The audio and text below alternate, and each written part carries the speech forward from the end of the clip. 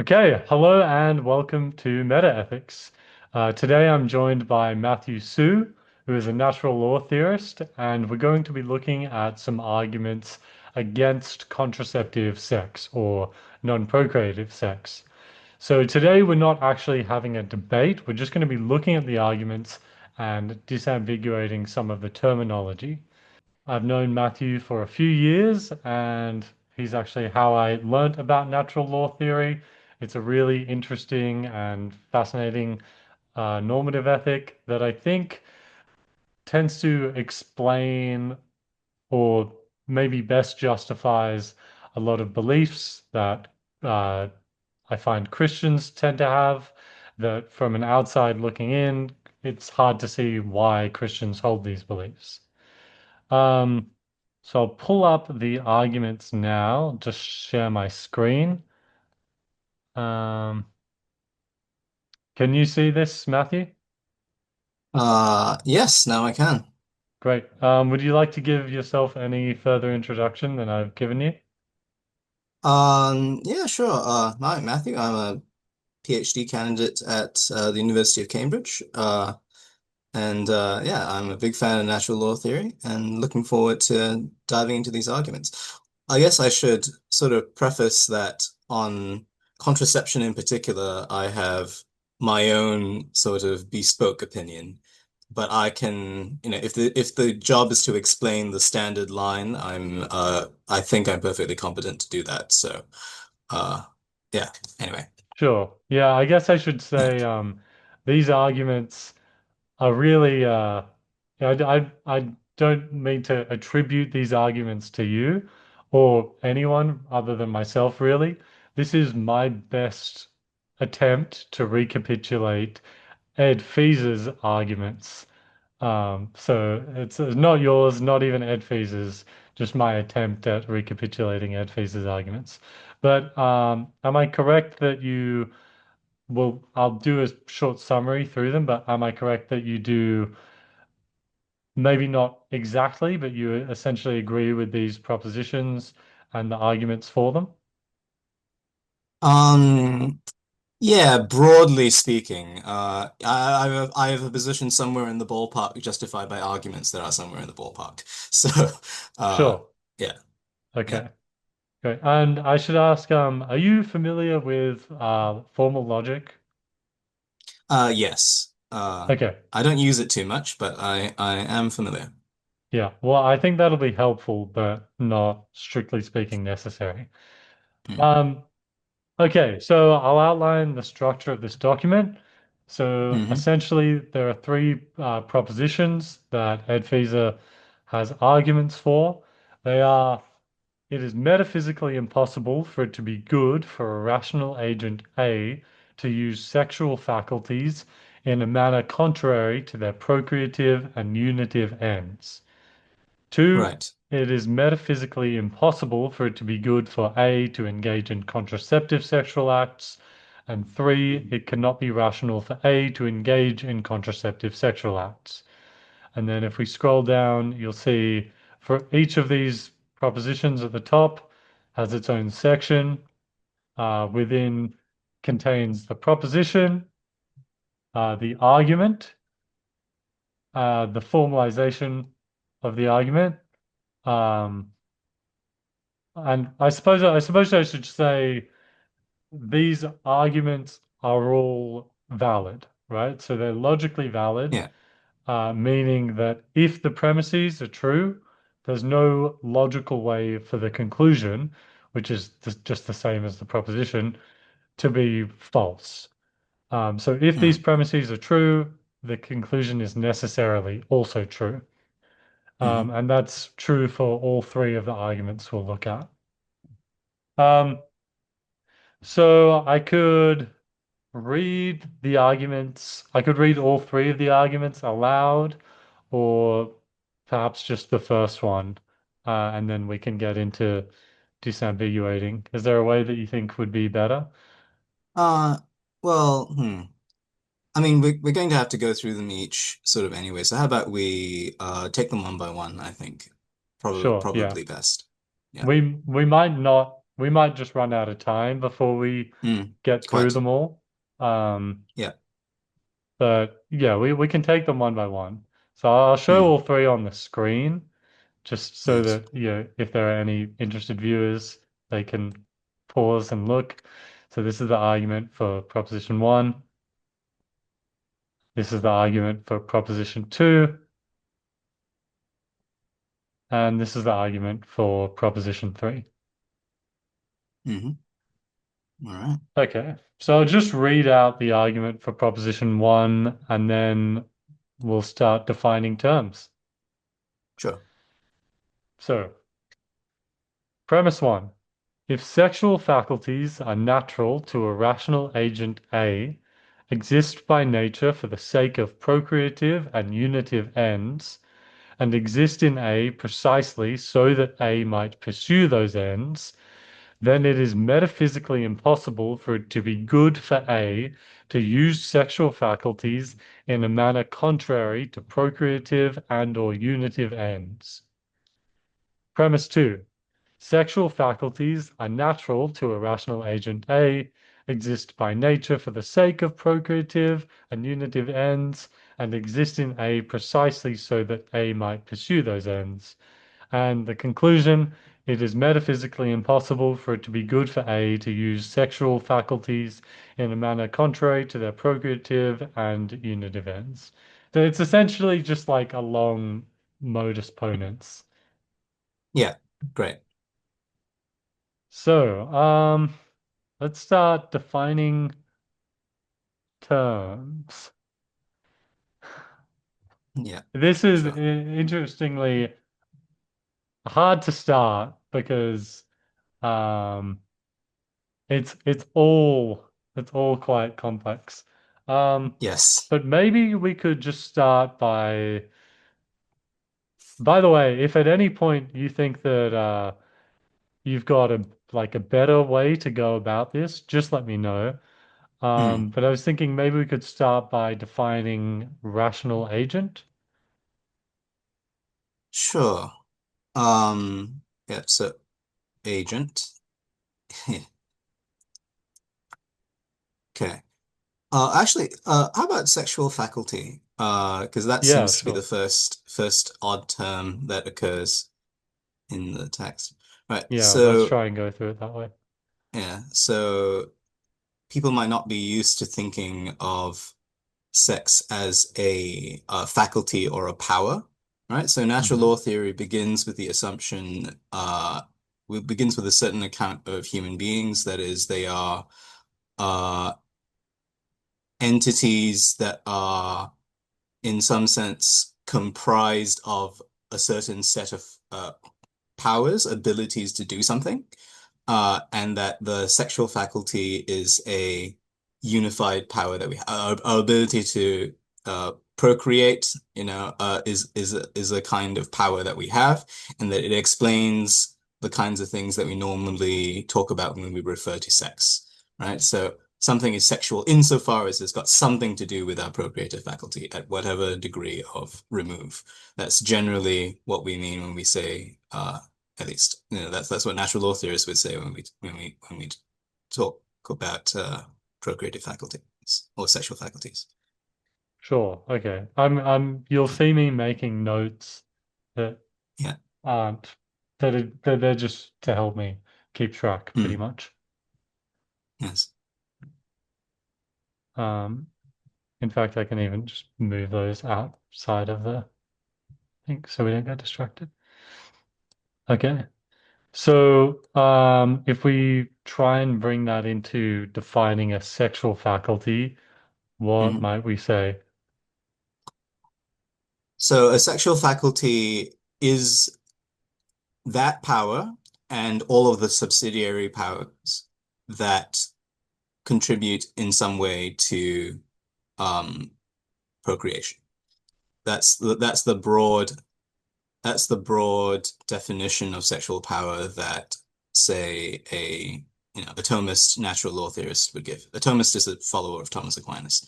Um, Okay. So, right, that's interesting because like I'd thought that by sexual faculties we were referring to sexual organs, but we're actually talking about um essentially like why I suppose it's written, the powers that contribute to procreation. Yes. Although I suppose we might say that things procreate without having sex after all. So perhaps sex is True. not just procreation, but procreate those that pertain to procreation and the union of the as large and small gametes, that pertain to sort of the the how do I say it without bringing sex How into about it again? just The well, I was going to say sexual procreation. Um, Yes, yeah, that pertain to sexual procreation. Se where yeah. sexual procreation presumes the division of the same organic kind into male and female reproductive roles, right? That's vaguely I it. don't think Or sex saying reproductive sexual role. procreation is a regressive definition.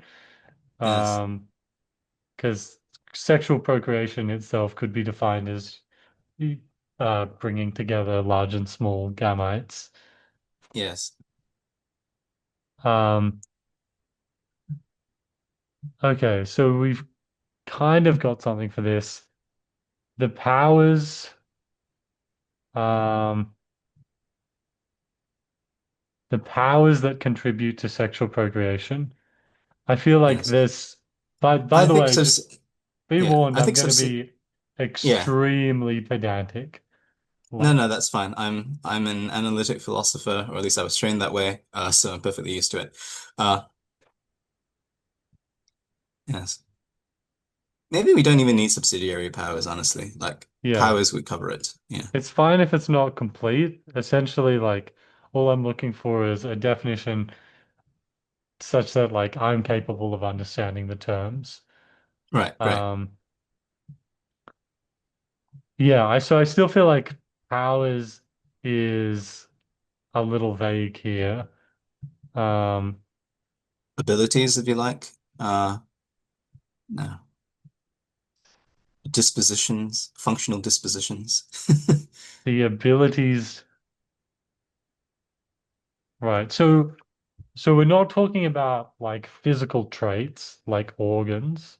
Would organs, would sexual Hmm. organs be asexual faculties or part of a set of Well, sexual faculties?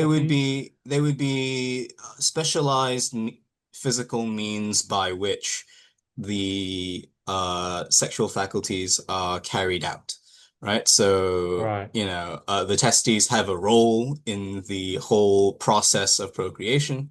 So they are an organ, I mean, so going back etymologically, right? An organ is a tool for what end? Right? It is a tool for accomplishing this particular biological end, the object of this particular biological power. So therefore, it is that kind of organ. So Right. the same physical entity can be in effect two organs with overlapping functions, right? So you've got the penis, which can serve both as a means of the delivery of semen, but it's also, of course, an excretory organ, right? So it's both part of the excretory faculty and also part of the sexual faculty, you see. Yeah. So sexual organs are like the tools by which sexual faculties are like carried out, would we say, Yeah, or are affected, carried out, accomplished, yeah, whatever. by which the ends of sexual faculties are accomplished? Yes, that's right. Sure. We'll get into ends at some point. Mm, So right, okay. I still feel like with regard to sexual faculties, all I know at this point is that they're not organs. Um, you mm, mentioned dispositions. Um, yes. like, is that sort of, hmm,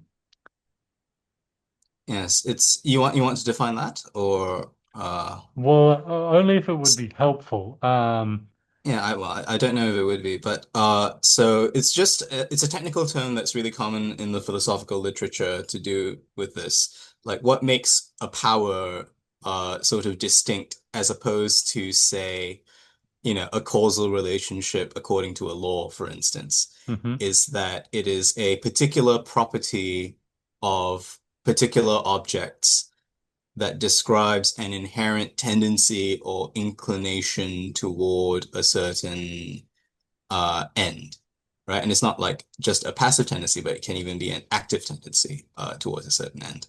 So, for example, I have the power to move, right? I have things that I can activate in order to accomplish a certain characteristic result, and the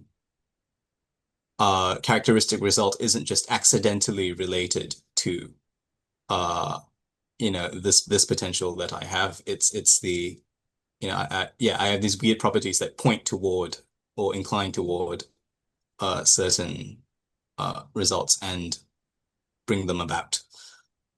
So that's generally speaking what a disposition is. So something that is. And dispositions don't have to be realized to be possessed. So, for example, I can have, a glass that exists from eternity, right?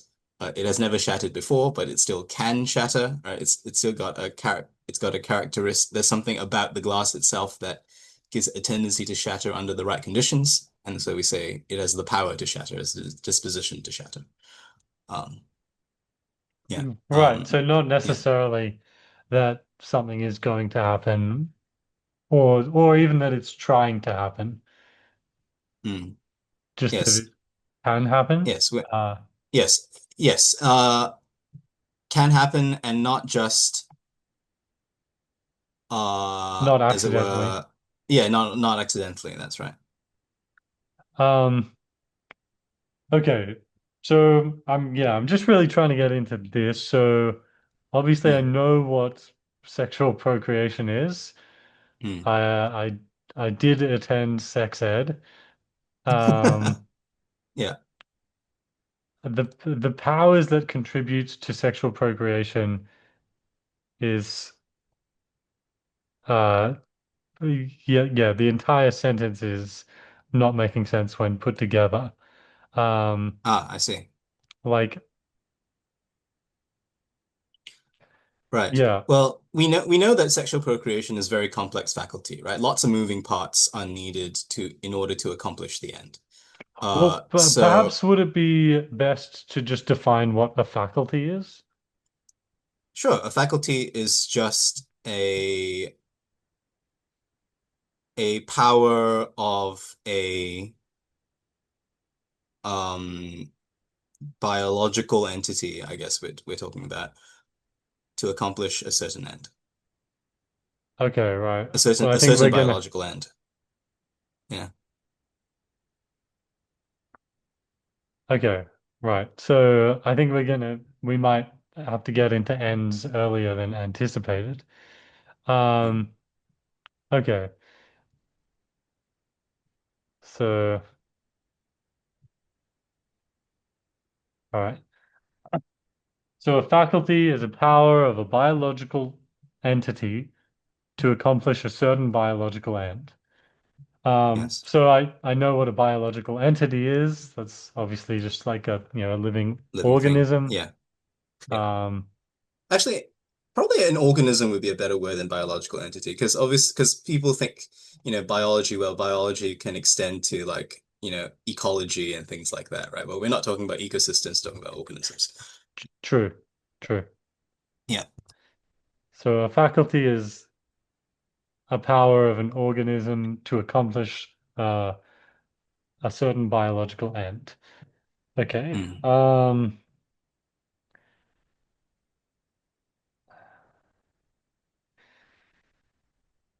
I'm just thinking about whether we go. So could power be substituted for disposition? Yes, although typically there are things which are like, so there's typically a difference between an active and a passive disposition. So a passive disposition is something like an ability to be acted on in a certain way so as to produce a certain result, right? Whereas an Like active, wood can be cut or something. yes, it can be cut or it can be burned, right? Whereas an active power is a power and that originates within the thing itself, that the thing itself has an inherent active tendency to accomplish certain ends. So, you know, uranium has an active tendency to what's the word? Decompose. No, hold on. Uh, is that what it's called? Decomposing? I'm drawing a Uh, blank now. Degrade maybe into lead or Yeah, exactly. I mean, you know what I'm talking about, right? yeah. Decay. That's the word I'm looking for. Hmm. Um, Yeah, uranium has a tendency has an intrinsic tendency to decay. It's not a matter of it's being acted on from the outside, but that's just the nature of uranium to do what it does, right? Um, so too, organisms are defined by their intrinsic active tendencies to seek nutrition, maintain metabolism. All these kinds of things are activities proper to the organism itself.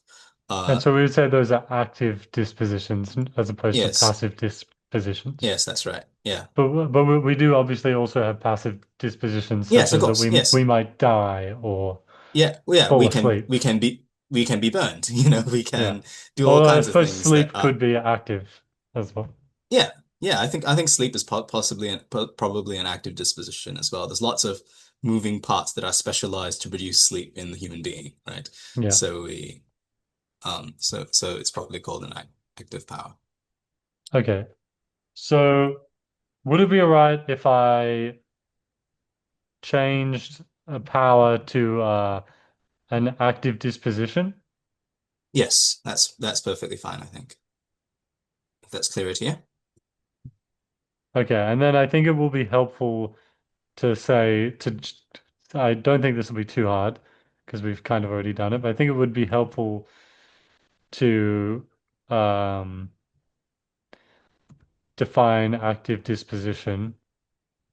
Um, and could you give me a definition for that, please? Sure. An active disposition. Hmm.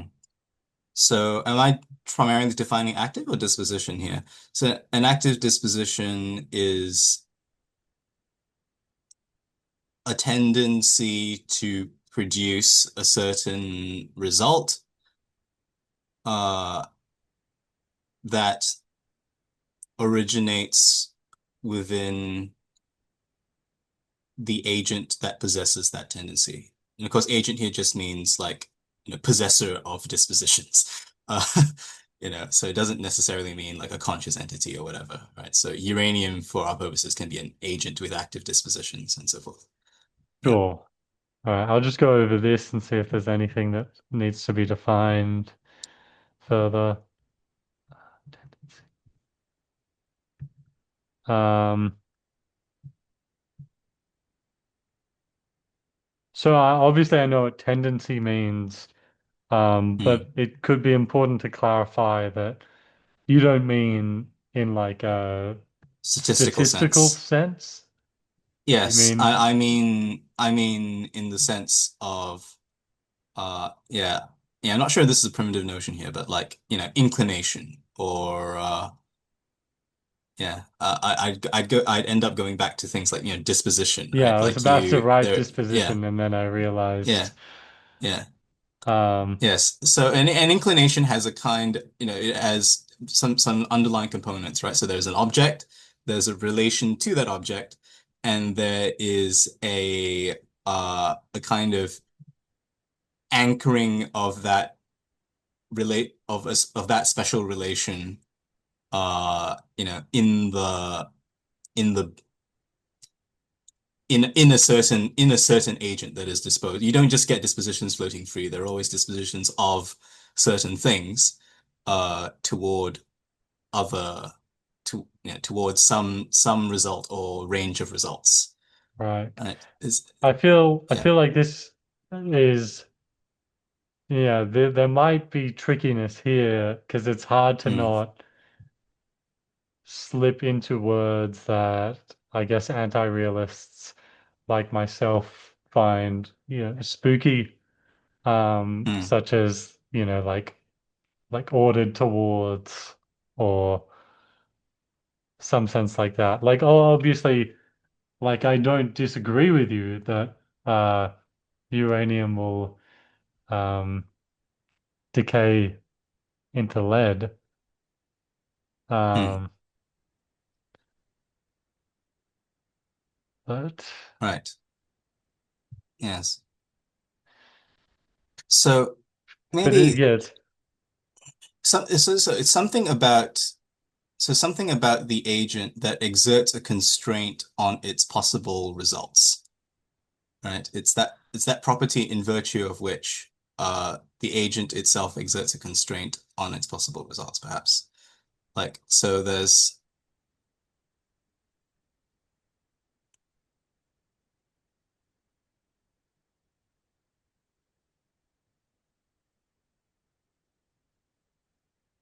sorry, that property by which in virtue a constraint is placed upon the agent's results. the agent's effects or yeah.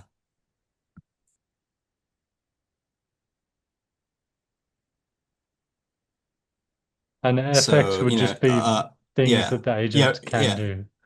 Yeah, the agent brings about, right? The agent causally brings about. So Okay. The so agent's maybe in virtue effects. that property in virtue of which rather than by which in virtue. Uh Sure, yeah.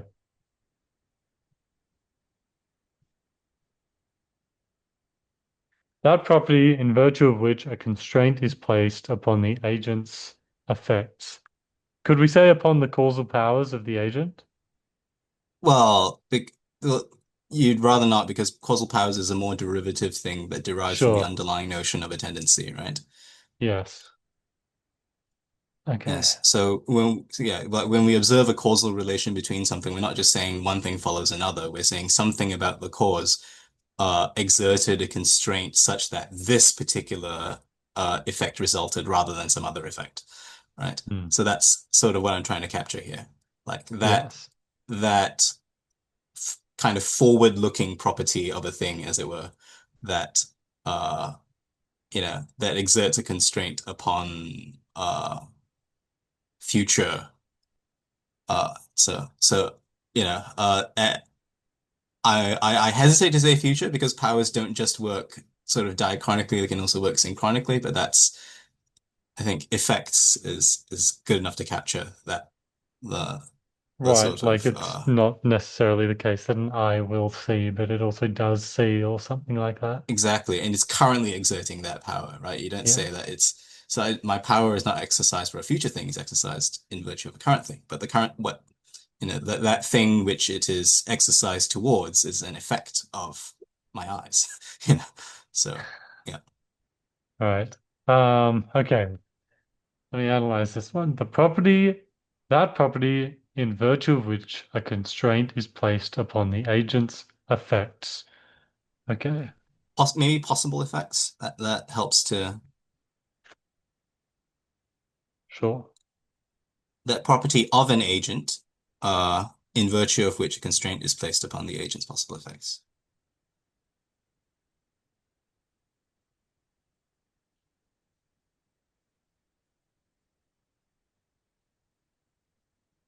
Okay.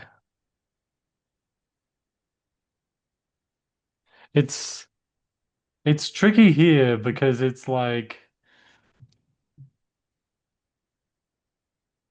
I'm I feel happy to like grant that an agent has possible effects um that like maybe like constrained in some way of another, right? Like Hmm. um Yes. Yes. So maybe it would help to like articulate a kind of contrast, right? So a contrasting view might be that the agent doesn't play any role in constraining its possible effects. The reason why its possible effects are constrained is due to some law of nature, right? So however you want to ground a law of nature. And that's sort of been a very common view of causality in the sciences, right? We detect a causal relation when we detect sort of two phenomena connected by a law, right? Hmm. Whereas dispositions theorists and power theorists would say, actually, what actually constrains the effects is properties of particular agents, right? The law is just our abstract description of, uh, at some degree of remove of the powers, these individual properties of individual agents. See what I mean? Could you maybe like let's let's separate ourselves from the broader scope and like Mm. perhaps like maybe, just so that we're not saying the word penis over and over again, maybe we could talk about an eye or something. Um, Yes, of course. Yes. Uh, yeah. Yeah. Oh, maybe let's talk about the mouth because I think it's important to talk about because you were confused about the difference between a faculty and an organ. And I wanted an example of an organ that has multiple functions sure. and so plays a role in different faculties. So the mouth is a good one, right? So it's part of our speech faculty, but it's also part of our digestive faculty. Hmm. Um, we use the same tube for both. You know. Uh, so yeah, so it's a speech organ, but it's And also it's very a important to digestive. say it is not part of our sexual faculties. Oh well, maybe if you think kissing is a sexual activity, it might be. True, But true. we don't have to. Yeah, and if seduction is a part of the sexual faculty, is a manifestation of the sexual faculty, and seduction involves speech, as it does for most of us, then yeah, maybe. Uh, There we go. anyway, yes, sex is difficult. Um,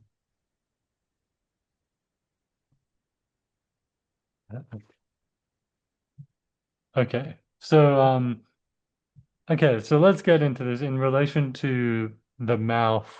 If we have the mouth as an example, will that help hmm, us clear up these definitions? sure. Yeah. Yeah, I think so. I mean, I think it's a good archetypal organ, I guess, that will help us illustrate these things in relation to your concerns. Sure. So like the mouth has, we can say like the mouth has digestive faculties and speech Mm. faculties. Well, hold on. The mouth doesn't have faculties, the agent. So we have faculties. We are the agent. The Right. mouth The is mouth is our the tool. our our instrument. Yes, exactly. Right. Um, Yeah. so I could say agents have digestive faculties and speech faculties, um, both of Mm. which both of which instrumentalize the mouth. Yes, that's right. And of course, the mouth is, as an organ, specialized to be instrumentalized in certain ways, right? Like, it's got certain glands that are specialized to help it in digestion, certain degree of dexterity that allows it to uh, engage in speech, etc.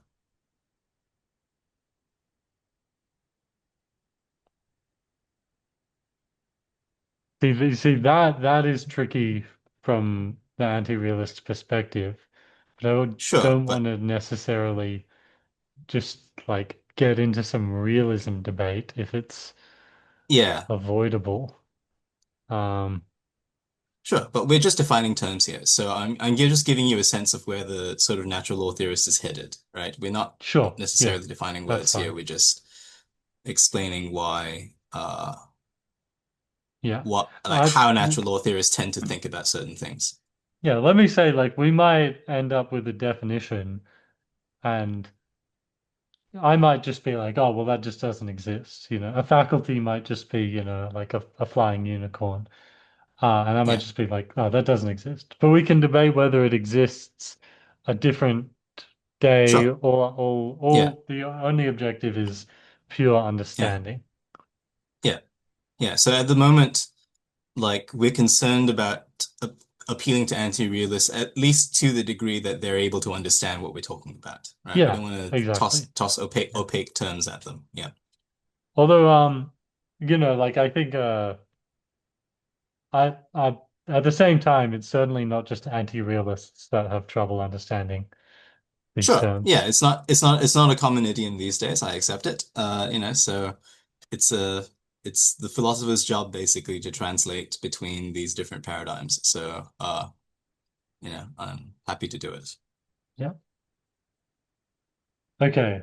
Um, perhaps, yeah, perhaps now that we've settled on an example, would you be able to further flesh out these definitions?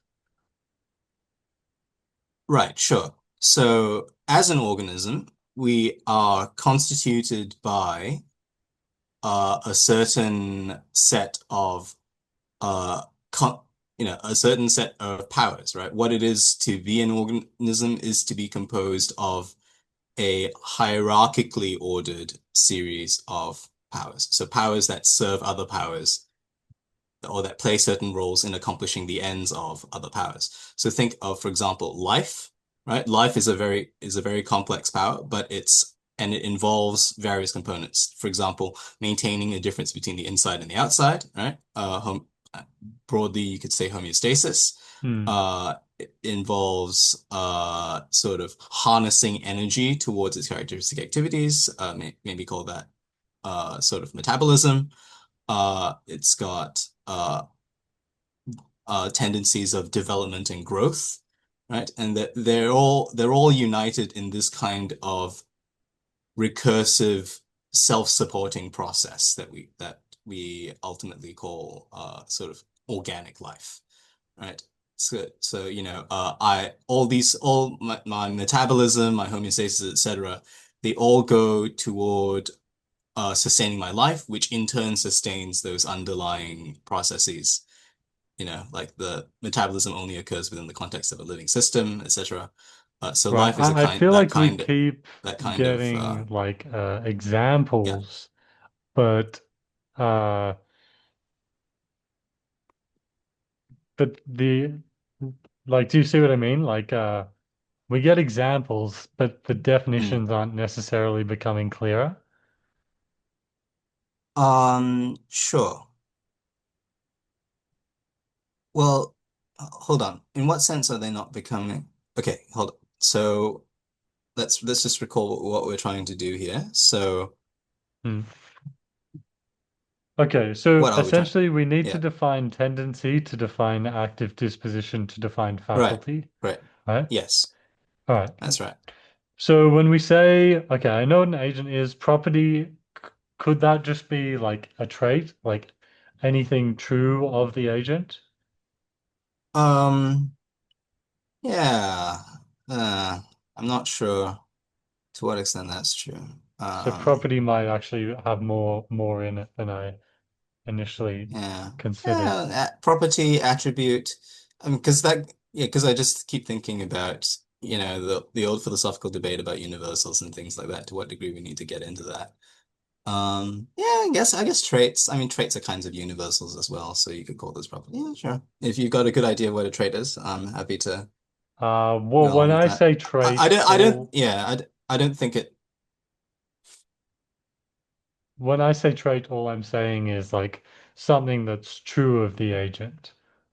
right. Like there are various traits you and I both have, such as that we're Right. both wearing So my headphones. quibble with that is that a property is something isn't is something that we might say, at least as far as the natural law theorist is concerned, it's something that inheres in the agent itself rather than in an extrinsic description of the agent. Right? So things can be true without there being like a single property that grounds it, as it were. So something like a Uh, naturally occurring trait. yeah, yeah,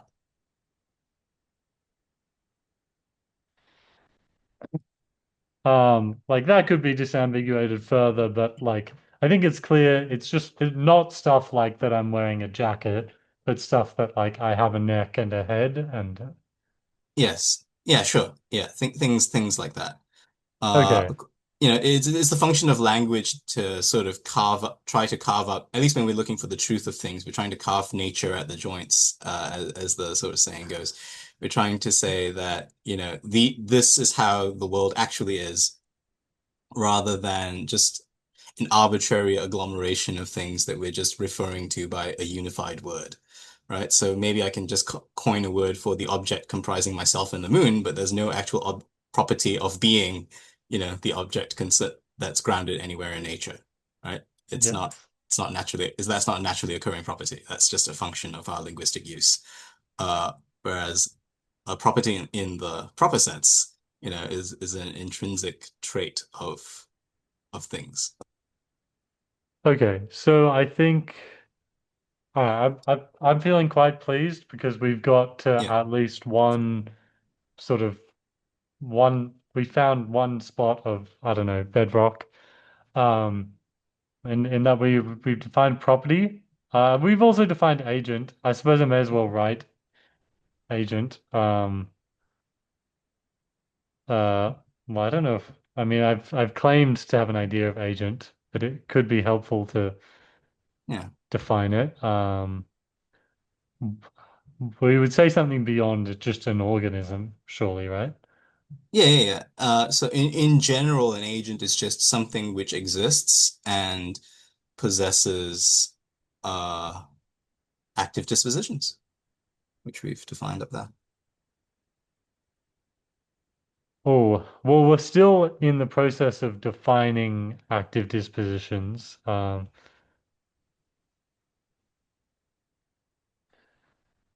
Uh, but we've already got a definition of an active disposition there.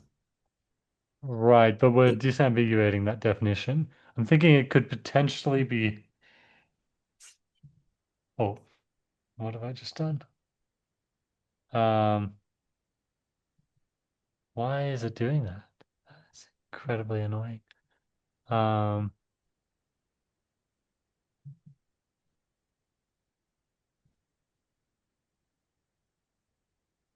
because what I'm trying, we've sort of got a hierarchical, we've sort of got an order to this in which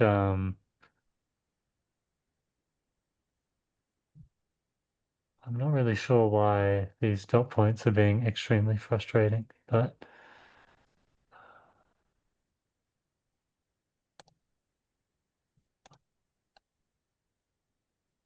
it's typically, let me try and rip this out.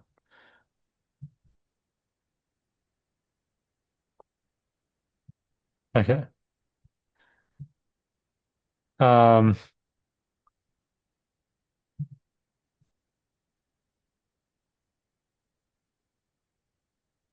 all right. Do you see the order now, right? So these definitions are merely in service of defining active disposition. great. Yeah. So these are just to define active disposition, Yeah. which just goes Yes. into faculty, which is Right. Yes. eventually going to go into this whole thing. Yeah. We've got our work cut out for us. Yes. Uh Um, but I think that's fine, right? Like all the because the active disposition implies a tendency. Tendencies are possessed by things, and the agent is that which possesses the tendency. yeah, Yeah. I think Yeah. this is potentially fine. We may have to come back to it. Um, but I'm happy to give us to leave us with that for now. Yeah. So Um, what? Yeah. Well, because it's not redundant because agent add something existing and possessing to the idea of the active dis to the idea of the active disposition. Yeah, And it's definitely not that's redundant. yeah. My concern is that it'll be regressive. Um, Mm, but it might be fine. Because like I, the use mention distinction plays into this in some mm, sense. Let's not get too sidetracked. yeah, Okay. right. Oh, these are actually should be indented further. Oh, let me bring this down. Okay.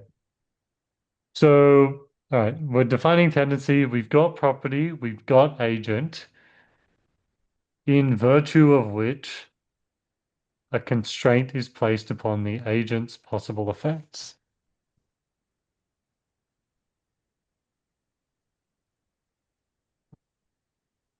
Like, okay, maybe it would be best to define constraint. Sure. Let's see. How do I Like, not just replace it with a synonym like restriction? right. Well, yeah, I mean, it just limits the Where constraint might not be necessary to define. I think possible effects could be more useful. um sure. Let me see. So But obviously, these possible effects can't just be active dispositions, right? Or no, no, no. Well, possible effects, maybe we can. So to sort of speak crudely, the idea of a constraint is basically what makes it the case that these are the agent's possible effects rather than some arbitrarily large uh other range of other effects, right? Like Y is kind of so what why is combustibility uh a power of or a passive power of wood? Well, it's something about wood constrains wood to the effect of burning, uh, rather than say, I don't know, uh, growing into a duck, right? Uh, so that's just the sense in which we mean constraint, right? The so maybe which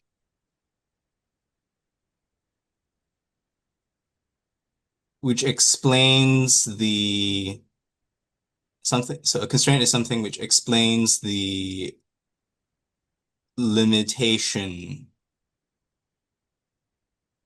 in what is possible for an agent to accomplish.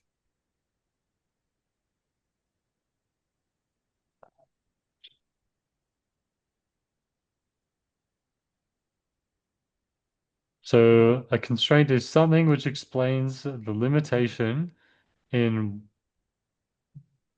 uh could I just say something which explains the limitations of what an agent may accomplish? Yeah, sure.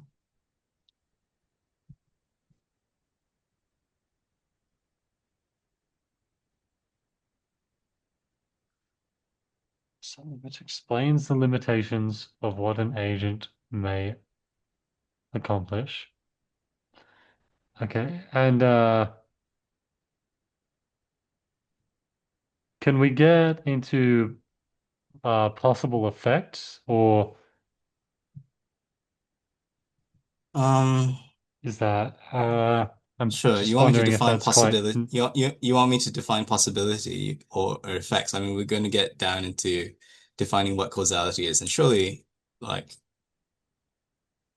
uh, I mean, I'm happy to dive into it to whatever arbitrary degree of depth, but I'm not sure if that sure. really Well, it's needs. yeah. I don't want to get too deep if it's unnecessary, because it may be that when we zoom out, Yeah, it's unnecessary to define that. yeah. Okay, so I'm just trying to understand a tendency, that property of an agent. So that essentially that naturally occurring trait of something which exists and possesses active dispositions, in virtue of which a constraint is uh, it. Hmm. At this point, do you think it would be helpful? Do you think we've defined tendency enough that we can move on and continue Yeah. defining an active disposition? Yeah, I'm happy to move on from tendency. I think it's difficult to say. I think that we We can always don't have come an back to idea it. of what it is. Yeah. Okay, right. Um, Hopefully it's clear to you. You, sometimes when I Yeah. I mean, everything in philosophy sometimes is when connected to everything else. Yeah. sometimes when I spend a lot of time seeking clarity, that's often Hmm. taken as um like just me being like acting in No, bad no, faith or no. something. Like if it's a veganism debate and I ask someone to define human, they'll be like, "What do you mean? You just know," Yeah. or Yeah. if No, it's no, a no, moral that's fine. realism, I'm of your inclination as well. So right? I've also thought this through to an arbitrary level of detail. So uh Sure. it's just a matter of putting it into words extemporaneously. Um Okay. Tendency to produce is just bring about. I don't think we need to define produce um, or a certain result. A result that originates within the agent. yes. Um, Specifically, we're talking about the tendency originates within the agent. The tendency to produce a certain result that that originates within the agent that possesses the tendency. okay, sorry. Wow, okay.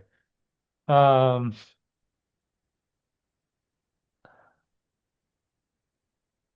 okay. There's definitely something that needs to be defined here, but it's hard to say what it is. Um, an active disposition is a tendency, that's called, to produce a certain result. Could you maybe just give a couple examples of what a result could be, like procreation or speaking? Yeah, Are those sort of yeah, yeah. okay, So, yeah, procreation speaking, any effect that is non-accidentally related to a particular a particular source, right? The source would sure. be the possessor of a tendency toward that effect. I'm Yeah. I might write result just so that we have it. Mm. Define uh an effect non-accidentally related to how did you phrase Yeah. that? Uh, to I said to a certain source, but a certain thing that brings it about. All right. A certain cause, perhaps. Hmm. Well, what certain cause? Like the the tendencies cause or Well, the tendencies are properties of the cause, right? They are that in virtue of which the cause is able to act as a cause. So I have a tendency to speak, right? Speak is non-accidentally related. I'm the agent that brings about speech. Speech is non-accidentally related to me, right? And why is it non-accidentally related to me rather than, to, I don't know, the air or something? Well, because, I am the possessor of the tendency towards speech that exercise that tendency hmm. when I spoke. Yeah. And maybe if effect would phenomenon be better? So because in terms of the order of how we discover tendency, well, we see that there are certain effects. We discover that they're not just an accidental agglomeration. There's like there's a systemic something underlying the regular production of this effect. So we trace it down to a possessor of tendencies toward that effect of some kind. And that's how we discover causal relations in the world generally, right? Right. So when we talk Yeah, about non-accidentally related, um, could you maybe give an example of sure, a phenomenon that is accidentally related to a certain cause versus sure. non-accidentally related? Yes. So I think the classic sort of scholastic example is where a farmer in the course of farming discovers a treasure in his field, right? So farming is non-accidentally related, is accidentally related to discovering treasure, right? There's nothing inherent to farming that tends to produce treasure. Uh, like it was just sort of an unrelated line of causation that brought the treasure in into the uh you know in that brought the treasure in the way of the farmer. Whereas producing crops is non-accidentally related to farming, right? Farming is, the whole activity is inherently organized towards producing the effect of producing crops. Right. See what I mean? Yeah. Um, well, yeah, so we've got this buried treasure versus crop growing example. So, Mhm. what would it, am I on the right track here that if something is accidentally related, it's not inherent to that Yeah. which it is related Yeah. to? Yeah, exactly. Yeah, that's the whole basis of the accidental uh essential dif relation, right? What is essential to a thing is what is absolutely proper to a thing. Accidents are things that can happen to it that are not necessarily proper to the thing. Yeah. Okay, right. So the certain cause in the example you gave might be like farming. Farming doesn't Yes. cause what? Like finding Treasure. farming Yeah, it doesn't, doesn't there's nothing intrinsic cause about finding. Yeah. farming that means Yeah. you're going to find buried treasure, but there is something in intrinsic of farming that means you'll grow Yes. crops. Crops. Yeah. Right? Is it a Yeah. problem that you might farm and like not successfully grow any crops? No, as long as sort of growing crops.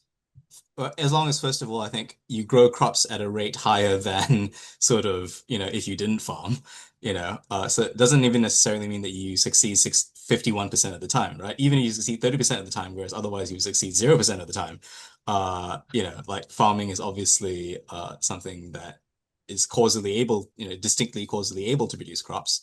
And also like that end also explains all the various things you do when you farm, right?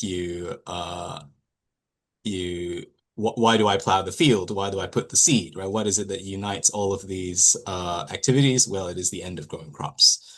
It is so yeah, Okay, that's how we know it's inherent. so I think we've got a tendency and a Yeah, result, yeah. and we've obviously defined agent. Um, Mm. Unit originates within. uh, let's get it. Um, Sure.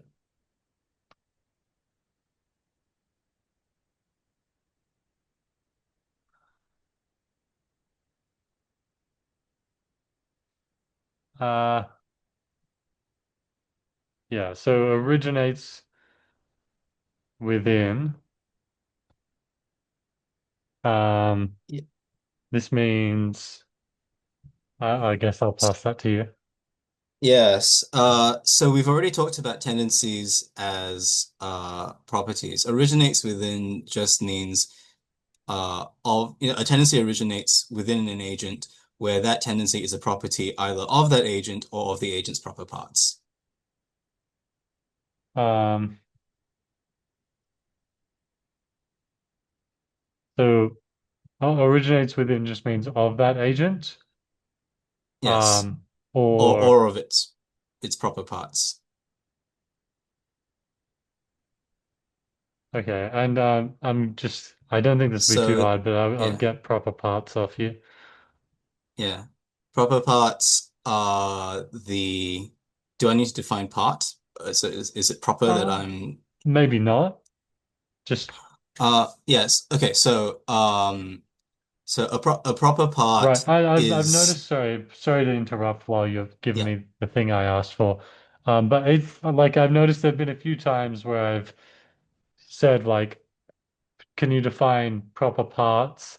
And you've asked, should I define proper or should I define parts? Um, Yes. I think like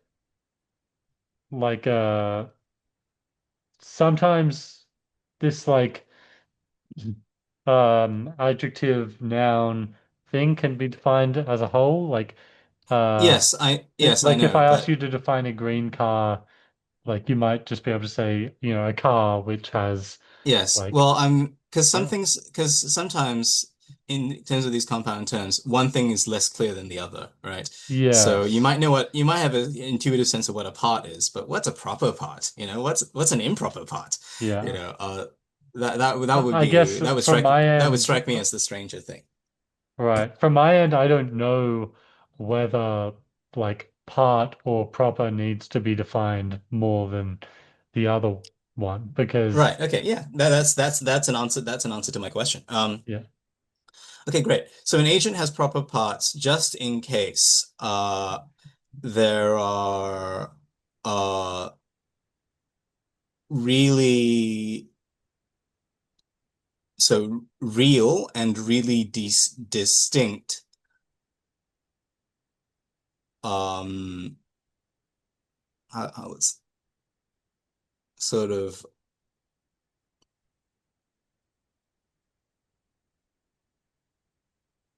it possesses real and really distinct grounds of its properties. Oh, So okay. that's what a part is. So and a proper part is a part that grounds its intrinsic properties, I guess you might say. You've already got an intrinsic extrinsic description, Could I just put uh or essential properties, but essential something might like be this? too much. Yeah. Sure. Well, I generally know what Yeah. is meant by essential, but I think intrinsic is probably clearer. Hmm.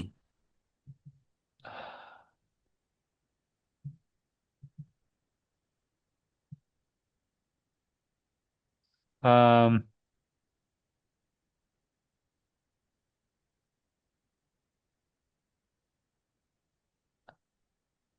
um,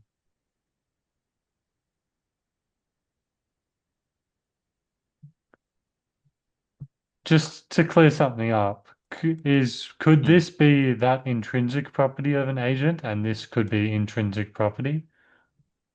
Sorry. Could this be that intrinsic property of an agent, and then this be intrinsic property? Oh, as in tendency, that property of an agent um,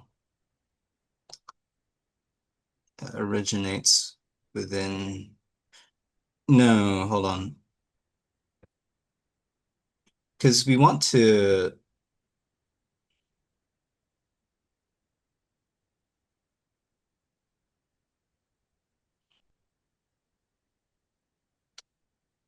No, because because remember we defining active disposition in contradistinction to a passive disposition. Uh, so we're talking about two different kinds of tendencies, right? One kind of tendency which originates within the agent, and the other kind of tendency that is in some sense is not really a tendency of the agent. Like it's a tendency to be affected in a certain way by an extrinsic agent. Right. Um, And so an active disposition is, just a kind of tendency, essentially. yes, that's right. Yeah.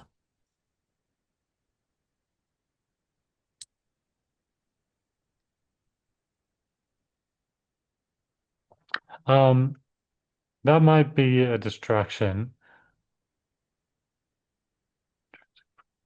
Um, well, basically, I was just trying to make sure I understand this.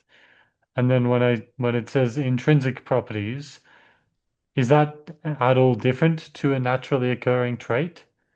And if it's not at all different, then surely this should be intrinsic property.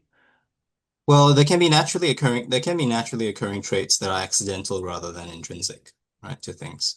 Oh, So, okay. yeah. So, for example, if I adopt a certain shape or something, that's probably a naturally occurring trait, as in it's grounded in how the world is rather than just how linguistic use is. Uh, but that's not essential to me, right? I can adopt a different shape, and I still be me. Like it doesn't affect what I intrinsically am. It's just a kind of accidental modification of what I am. So, an intrinsic property has got to be like a naturally occurring trait, but with some more adjectives added in.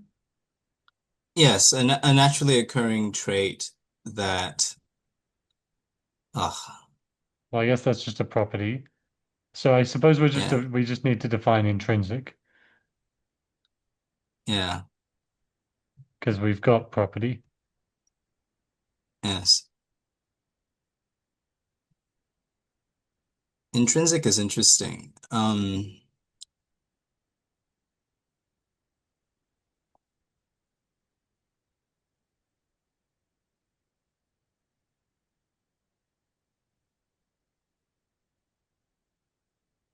would I? It's like it's the difference between sort of, my human, if I am a human being, then my humanity is intrinsic to me in a way that my hair color sort of isn't, right? I can dye my hair red and that wouldn't change what I am because my hair color is ultimately not proper to me, not ultimately not intrinsic to me. Hmm. And I'm trying to find a way to say it without mentioning essences, basically. Um, because that's a whole extra. Well, actually, no, I think the intrinsic description is more primitive than the idea of an essence. An essence is just a codification of what it is to be really intrinsic. Hmm.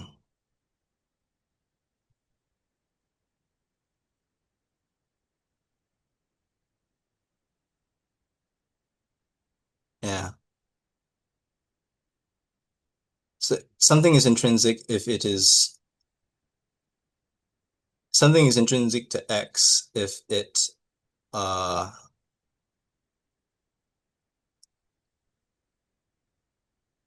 a property is intrinsic to X if X possesses it in and of itself. Hmm.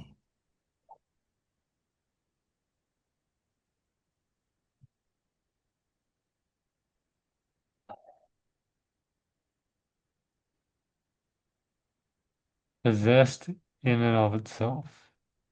Hmm. Is it something like X would not be X if it didn't have this intrinsic property? Yeah, But I think if it that didn't that that have, ru that roughly cuts to yeah, that roughly cuts to what I'm talking about. right, like you may not, like hair is a naturally occurring trait that you have.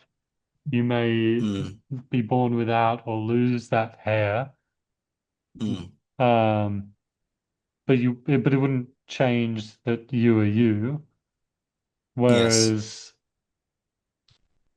maybe something like your brain, Yes. maybe you can give a better example, is without that you Yeah. wouldn't be you. Yeah. And of course, like it gets really difficult with organisms, right? Because organisms by their very nature are sort of always changing over time. And in some sense, organs that we develop are proper to us in a way that other things aren't. So like what ultimately is proper to an organism or what is ultimately intrinsic to an organism might just be like, the set of developmental. tendencies that we have that ultimately manifest in various activities and that sort of thing. Anyway, yeah, I think possess in and of itself is clear enough. We can clarify these things later as they apply to uh organisms. Well, okay. I mean, like, I think I get what is meant by intrinsic now. I just feel like possessed Mm. in and of itself is not the best way to describe that. I feel like a better way to say it might be like without which, um, Well, it's more than just a necessary condition, though. Like it's something possessed in virtue of what the agent is, right? So, like, the strong nuclear force might be necessary for me to exist as what I am. And in fact, it is, right? But the strong nuclear force is not an intrinsic property of me. Yeah.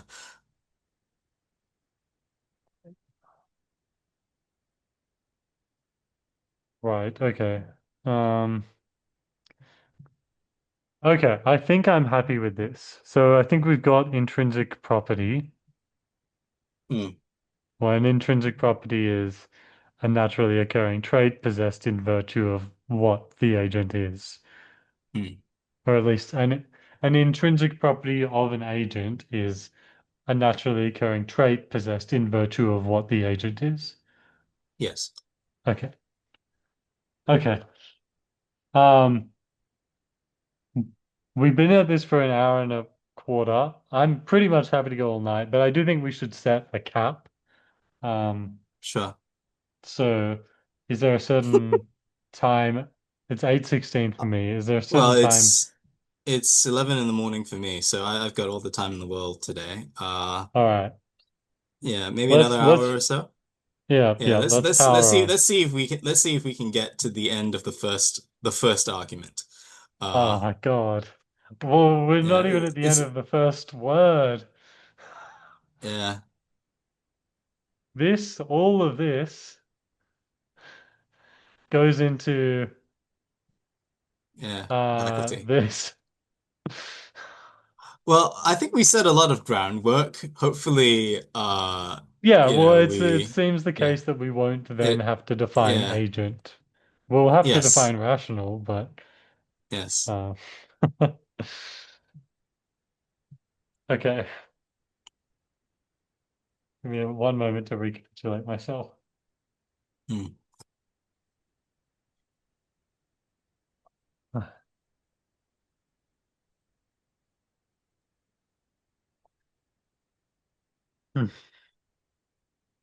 yes. Well, Let this me is just what needs to ask, like, when you look at this argument, happen. do you just feel like whether, because of your philosophical background or upbringing or whatnot, you just have like no trouble reading this and understanding it? Yeah, I mean, at this point, I Hmm. don't. There was a Right. time in I my life mean, where I would have had trouble, but not now. right. Yeah, because If I you, wasn't raised a natural law theorist. I came to it after a long time, hmm. thinking in very different ways. Were you raised Christian? Yes, but Christians nowadays have really no metaphysical grounding in anything. Like, if you really want to think deep about anything, you have to reconstruct. You have to reconstruct a lot for yourself, So I especially think as I, I a think sort I of missed that. Christians nowadays have so what? cri- don't really have much metaphysical grounding, no, not much metaphysical education. Oh Uh, yeah, a- definitely. and this may not be true of all Christians, but certainly my kind of Christian, which is sort of low church Protestant evangelical. Metaphysics has not traditionally been one of our strong suits. So a Roman Catholic, for instance, would be sort of raised, at least they'd have some sort of passing familiarity with this way of thinking. So they might claim to be raised in it. But yeah, I've had to approach this much more as a outsider to begin Hmm. with, which is why I think I'm very sympathetic to the way you're going about things, because I had to do something very similar in order to come to grips with it myself. Okay. I very much appreciate that. It might be worth mentioning. Um, I've been attending. I've sort of fallen. It's worth saying that Matthew and I met at our university's philosophy society. I've sort of fallen a bit out of love with that society. Mostly just the weekly topics and questions don't interest me. But I've been going to the UNSW Socratic Society quite often lately, and there is someone there actually called Lorenzo, who is a natural law theorist, and Lorenzo and Steph, I try and talk to them when I can, but it's interesting. Sometimes it's almost the opposite, like you know, as will happen around me. Veganism came up, and they were trying to get an understanding of what like sentience means, and I was baffled because they couldn't seem to grasp it. And I would talk about sentience. I'd give a bit of an explanation, like it feels like something to be sentient, and they would look at one another and be like, perhaps this is like referring to the appetites, or no, not the appetites, some other thing. Yeah. So. Yeah, I've seen it the done the opposite way as well. yes, yes. Okay. All right. Parts. Okay. Okay, I think I get originates within. Do I understand an active disposition now? Okay, an active disposition is I'm going to do the whole substitution thing. An Yeah. active disposition is a naturally occurring trait of an agent in virtue of which explains the limitations of what that agent may accomplish, um, which produces a certain, Yeah, well, applies to the agents. So, yeah. S- well, the property well, I guess the property doesn't Yeah. produce it, Yeah. but yeah, okay, right. I see what you mean.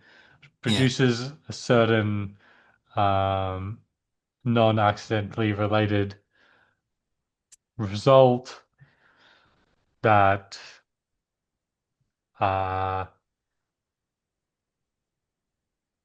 is wow.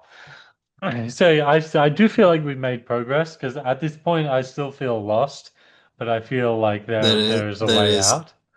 yeah, that is of that agent or its proper parts. Right. Okay.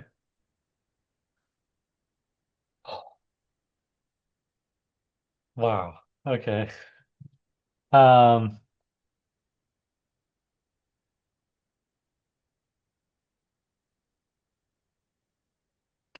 okay, when I read a tendency to produce a certain result that originates within the agent that possesses that tendency, I do feel like I have like much greater of an understanding than I had an hour ago.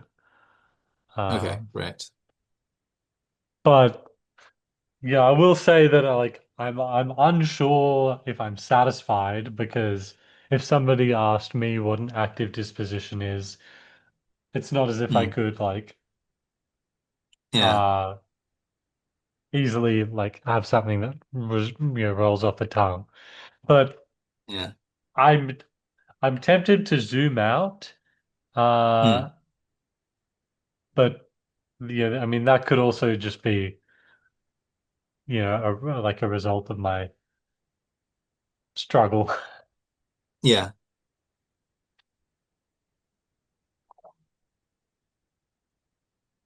Um, so I guess I'll pass the burden to you. Do you think it's worth zooming out? Because I'd like to at least, I feel like defining faculty would be Mm. like that would be a good achievement. Yeah. I think we've accomplished this, right? Like an active disposition of an organism to accomplish a certain biological end.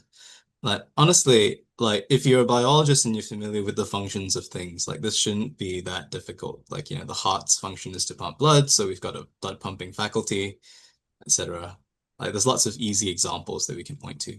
Uh, the eyes, they're characteristically adapted to provide, visual sensation. They are we've got a we've got a faculty of vision. These things aren't just things that happen to us, they are related to how we are in ourselves constituted, right? I think what would be helpful is to define an end. Um, Hmm. Yeah. I basically feel like I understand active disposition. I could be like wrong Yes. in that feeling, but Yeah. I basically feel that, and I know what an Hmm. organism is. Um,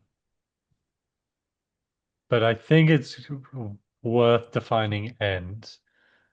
Sure. Um, the end is that result or range of results to which a tendency, which we've already defined, uh, is, I was going to say characteristically related, but maybe that's not clear.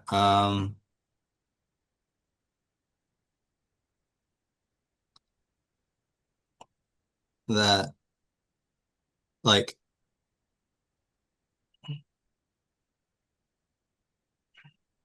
which yeah, to which a tendency constrains an agent.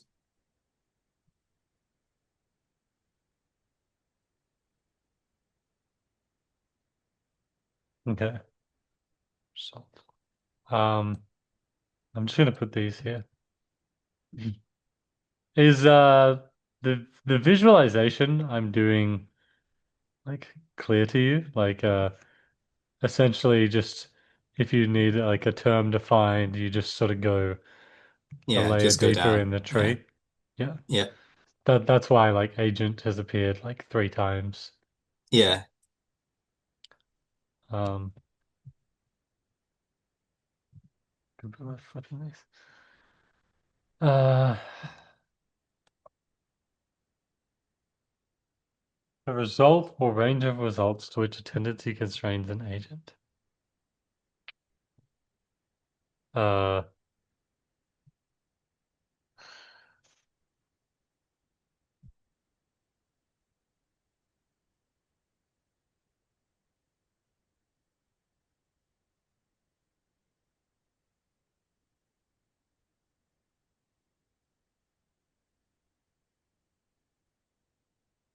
I'm getting this like odd sense that it's almost like every word it's almost like every word in this definition like means the same thing. Uh like Yeah, we're it's we're hard it, well it's hard it's because they're related and complementary, right? Like you can't have a tendency without being a tendency for something, and you can't define the something which it is for without being the object of a tendency. You see? So right. we're describing the same phenomenon from two different ends, and these are complementary concepts that imply each other. But you can start at either end and come to an understanding of what lies at the other end, if you know what I mean. Okay. Yeah. I mean, it's interesting because I suppose they're both. I wonder, is there like a more like ordinary example, or is there anything that is like a faculty? Um, Uh, like a faculty, as in like an active power. I uh, mean, we've already had what u uranium decay. oh You know, no, and sorry, I don't mean obviously like all. examples of a faculty. I mean, is there anything, are there words that are defined similarly in this way, where you have like a noun somehow related to another noun? Uh, I mean, like actuality and potency is another one, right? Like, potential for what? Potential for a certain kind of actuality. Actualization of what? Actualization of potential. Things like that, like complementary words, or complementary concepts. I Form will and say matter is that, an form and I matter will is another. say that, Yeah, sorry, it's hard to not talk over you for the last. yeah. Would you like to No finish worries. that? Go ahead. No, go. No, no. I was throwaway comment. Go on. You were saying something. Sure. Well, I will just say that I feel like the more we do this, I'm definitely building a sense of understanding, and hopefully not a deluded Mm, sense of understanding. yeah. Can you hear that plane, by the way? No, I can't. Oh, okay. Well, just the area Yeah. where I'm currently living has like extremely loud planes going over. Right. I'm I see. wondering if that's being picked up.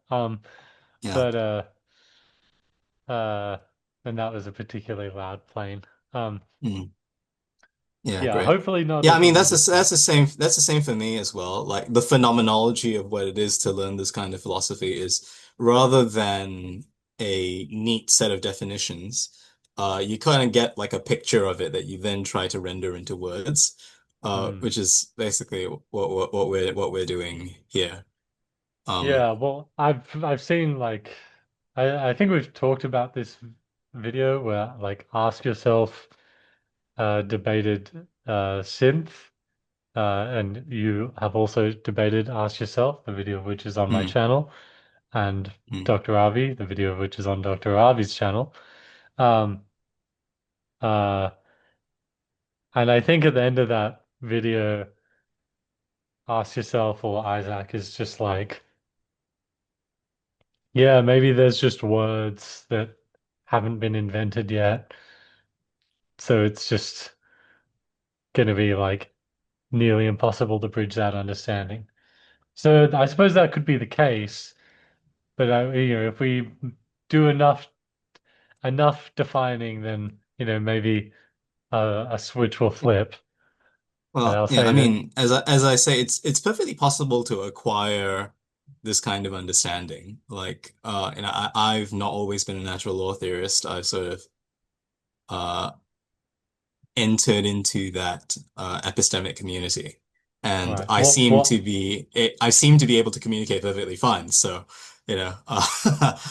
I infer therefore that I understand something of the natural law. Um, I mean, I think I would agree that it is like possible, but and like I really hope you don't take this as an insult. I don't mean it as an insult. Um, but I like on my end, like another possibility is that you are like deluded. That's of like course. obviously an incredibly like That's rude thing to say. Yeah, Um, it's a common danger with philosophers. So, yeah, yeah, I mean, I think all sorts of other people are deluded. So, yeah, of course, right. I'd be very hypocritical if I thought that it was untoward of you to say that of me. Yeah, well, I suppose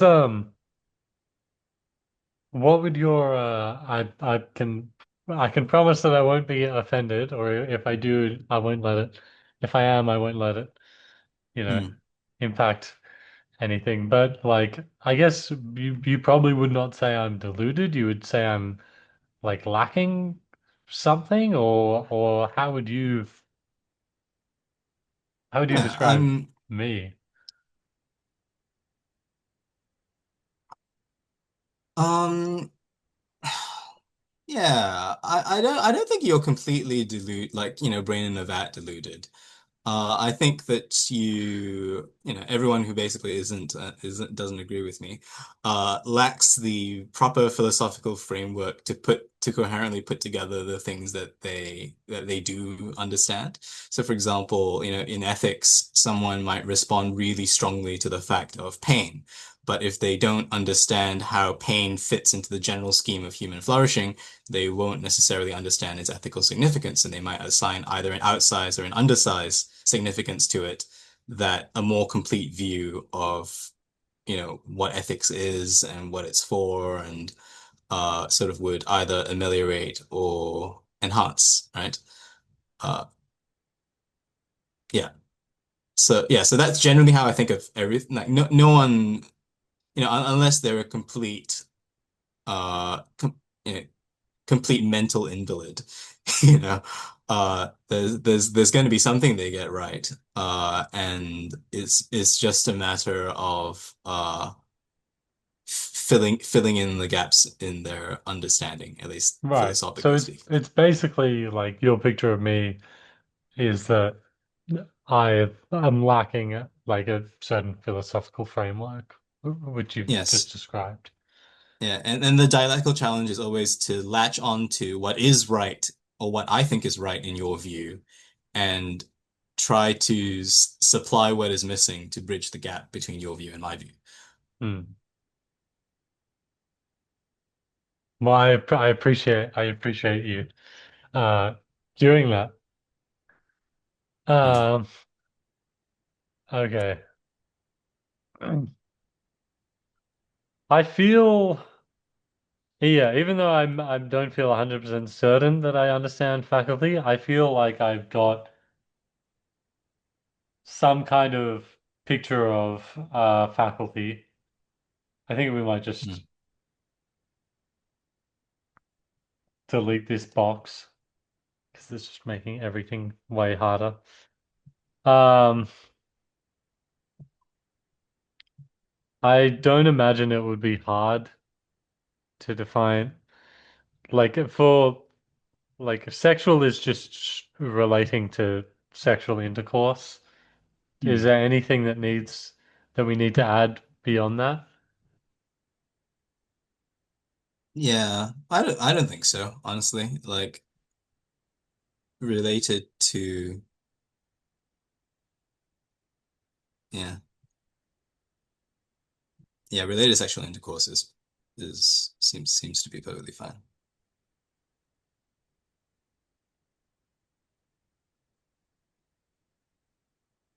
Right. All right, let's have a look at this first. Ah, we're 3 words in, Matthew. Okay. If sexual faculties, all right, happy to move on from there. A Hmm. natural to a rational agent A. Yeah. Okay. Can we define natural? Yes, I think natural is pretty much equivalent to uh, scroll up a bit because I think we've already Yeah, defined it. like intrinsic property. Yeah, exactly.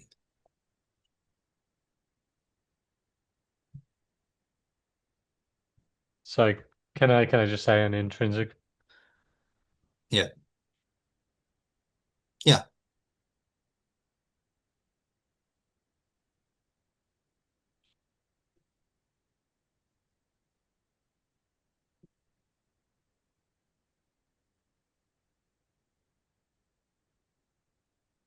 Okay. Hmm. Um,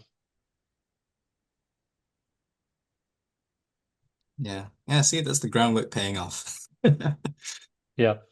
And we can sort of fast forward through some of these things, which is good because we've got all of this. Hmm. Okay. So rational agent. Uh, Yeah.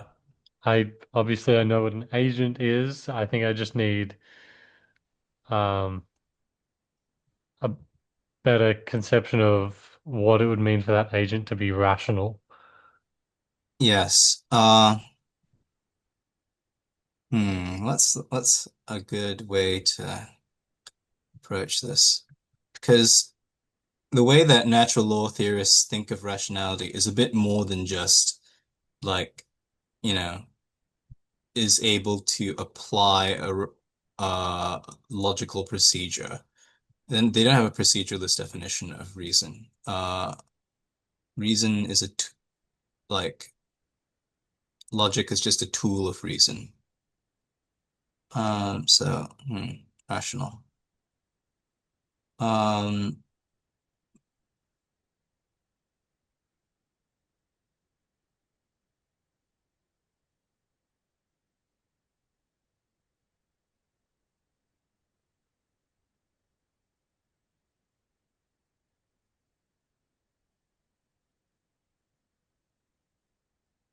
that which,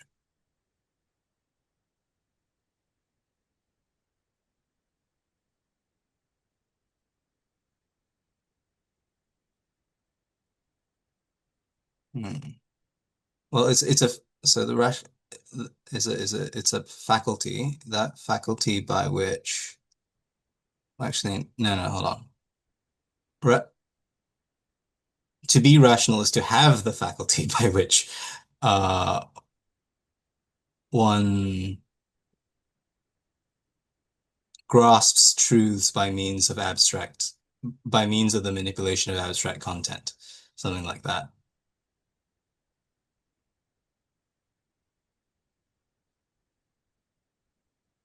One un grasps is Abstract understands clearer content. than grasps. Yeah, content. Yeah, Uh, yeah, understands is understands. probably better. Yeah, I mean, I wouldn't have less asked you poetic. to define grasps, but Yeah, to possess that faculty, so to be irrational is to yeah, possess that faculty yeah. Rational by to possess which, reason. Yeah, to be rational is to possess reason, and reason is that faculty by which blah blah blah blah blah. Uh, sure, I'll do that. yeah,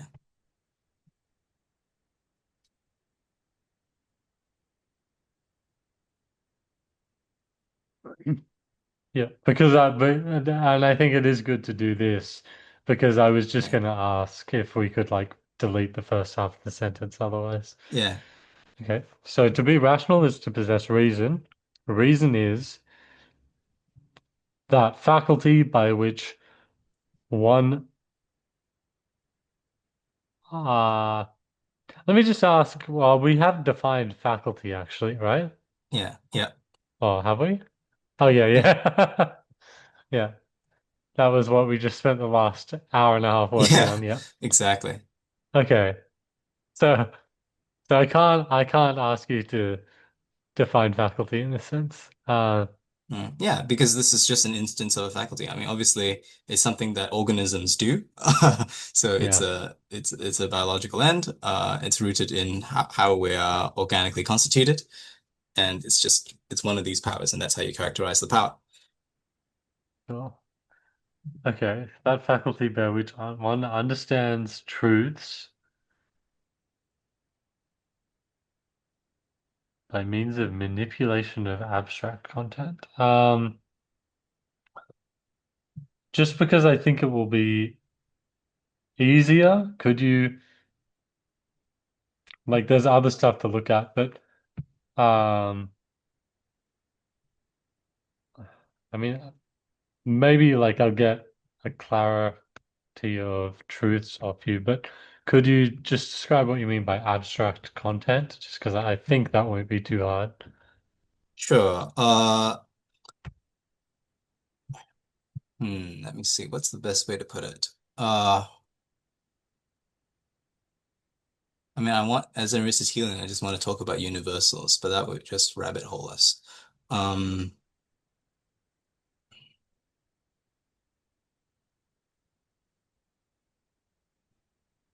So abstract content basically has to do with how about meanings that we grasp?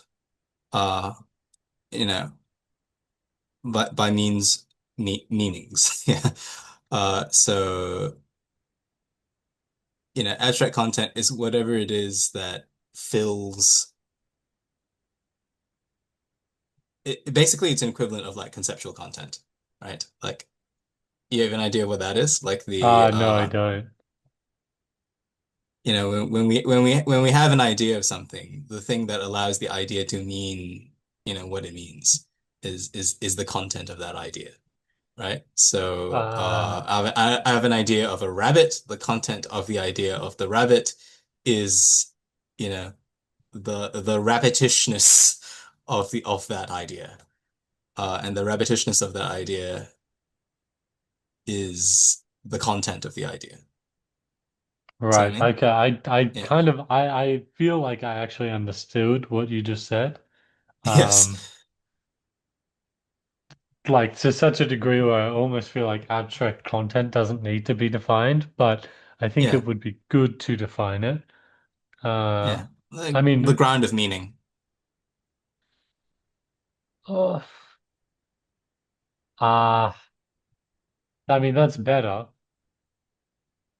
Uh, Honestly, potentially just writing an example here is Yeah. going to be best.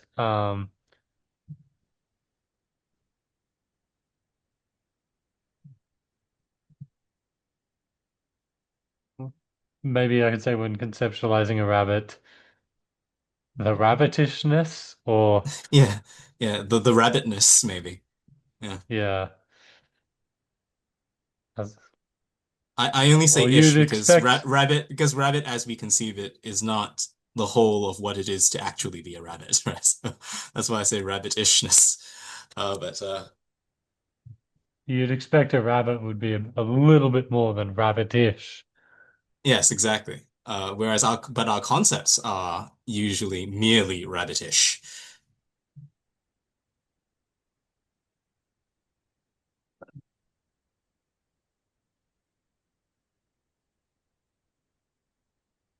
All right, so right, so truths is going to be interesting. I was Hmm. would you know Sebastian Sequoia Grayson? No, no, I can't say that I He do. was previously a lecturer at UCID. Now he's at UNSW. Oh. Curly hair. Um, anyway, I went to an epistemology lecture by him that he was Mm-hmm. running, and essentially just trying to define like knowledge. Hmm. And since then, I've been sort of torn on like whether we can know truths or just have beliefs. Like it seems that we can know certain truths. Like I very much feel like well, I immediately just regressed. But I very much feel like it is more than a belief that I am perceiving at the moment, you know? Hmm. Right. Yeah. Uh like I that's certainly more than a belief. Um Hmm.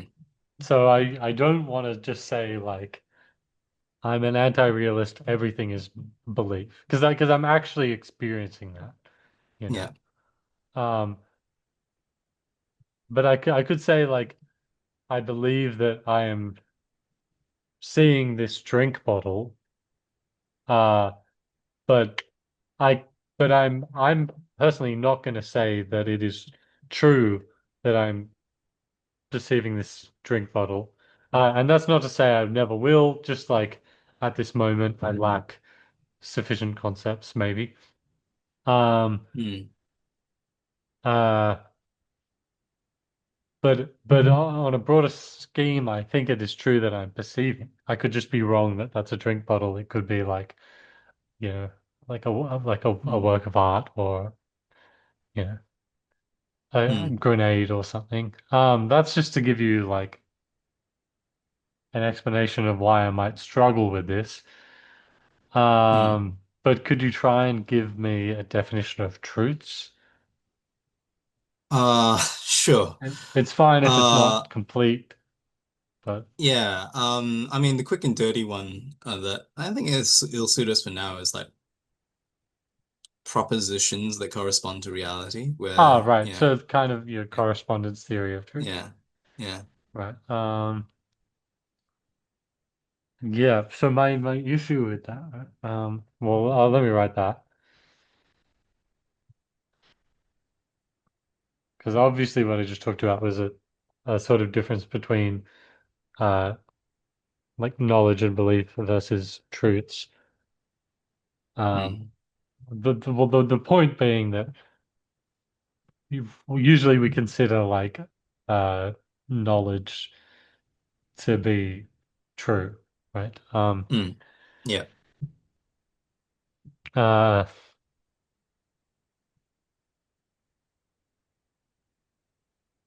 right. yeah, yeah, yeah. Um, you're probably familiar with like the like regression problem where if like let's not get into Gettier cases and whatnot, right? But like if knowledge is a true belief, Mm, um, then like do we just believe that our belief is true, or presumably not? Presumably we would have to know that our belief is true, but that requires knowledge, which we're trying to define. So we end up with this sort of regression.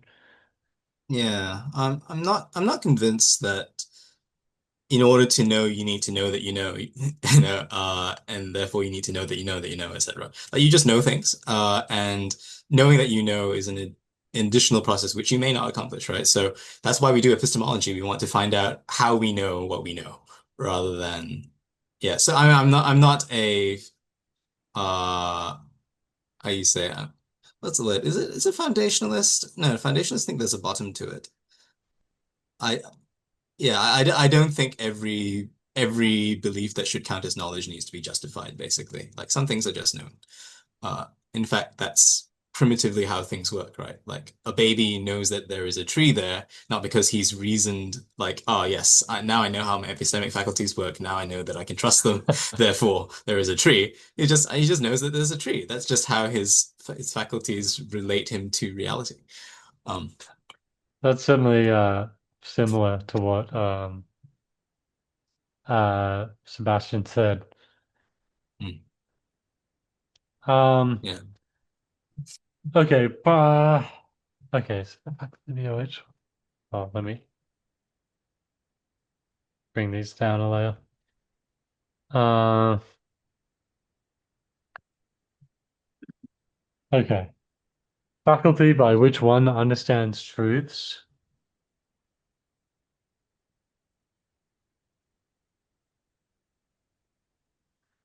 So th this seems to be saying that what does it mean to manipulate abstract content? Well, for example, when we arrange abstract content meanings into arguments, we are manipulating them, right? We're arranging them in a certain way so as to draw out their implications, so as to arrive at conclusions, which we then regard as true or false, depending on our credence in So the is it just like able primitive to like propositions. engage with?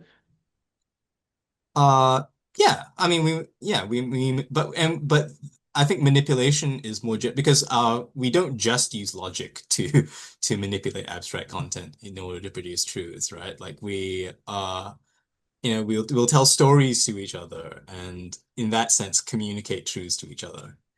And when we believe as a result of these truth conveying mechanisms, we are also Right. achieving a degree of Okay. understanding. Yeah. Can I just say use ability to engage with? Yeah, that's fine if that helps you. Okay. Well, yeah, I understand manipulation in that sense. It just clarifies Yeah, the sense. yeah. Um, Yeah. We're not like using wizardry or something. Yeah. Uh,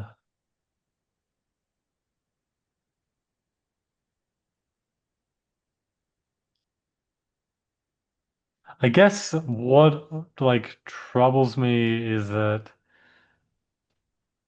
I'm I'm not sure how we could ever know that we understand a truth.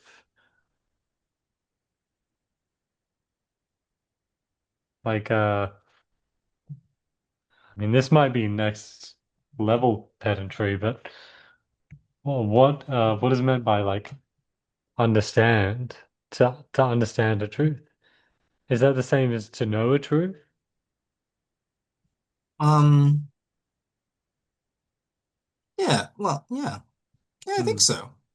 Right. Well, then I think I'm just gonna have trouble because I don't have uh and I haven't done much work in epistemology, but I don't have an account of knowledge.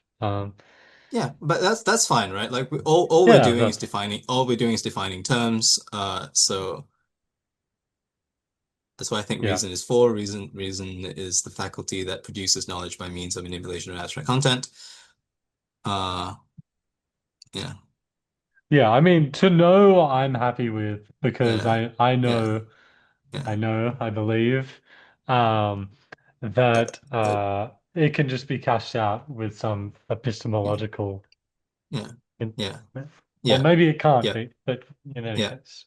yeah. There's this, yeah, the way that Aristotle would put it, there's a certain conformity of the self to the world, right? When one knows, like that's basically the idea. Uh, Yeah. If we get like some definition and the definition is like, it's in the box.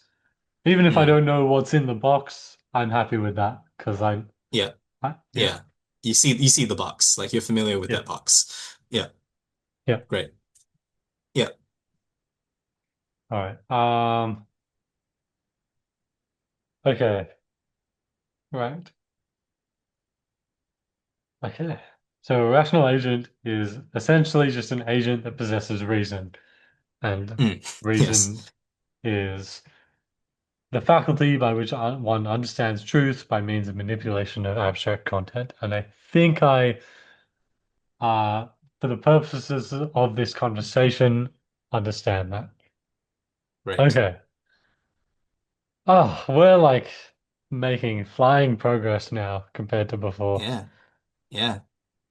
Oh, Uh, before I was, yeah, we were going over basic vocabulary. It's great. It's like explain this the every conversation I have like this convinces me that yes, I'll be able to explain natural law to a space alien. It's great. Uh, well, we can say that, I mean, it's frustrating to have endless conversations. My hope with this is that we're at least like building something, you know? yeah, Even if we have to go like 10 layers deeper into every single thing, I feel like progress has been made. I've got the proof. yes, Okay. If sexual faculties are natural to a rational agent A, so obviously A is just a stand-in for an example of a rational agent. yeah, that's right. Right? So we've got P. That's Yeah, that's good. That's very good. Okay. That's sufficiently good, and we've been talking for two 2 hours. hours. So, look, it might be worth shooting for Q just because um our Yeah, progress because I'm not has even sh yeah, sped up I'm not even sure that you considerably. need I'm not even sure that you need R, but I think P and Q together might imply R. But anyway, uh, Hmm. All right. Well, let's shoot for Q. I'm just all going to right, copy sure. paste this down, just so that don't have to scroll up. Yeah. so much to see it. This, in case you were wondering, is just a total copy paste. The idea was that I Mm, would replace the words. yeah. Um,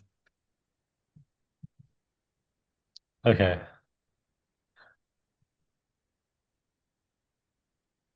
Yeah. okay. Yeah. So exist, we know what that is. By nature, we've already got a definition, right?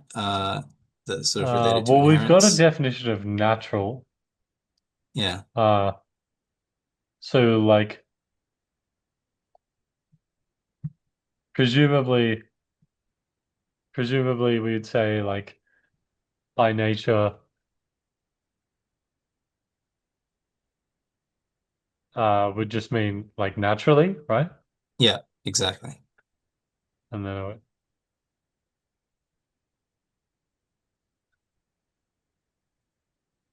yeah, okay. Um,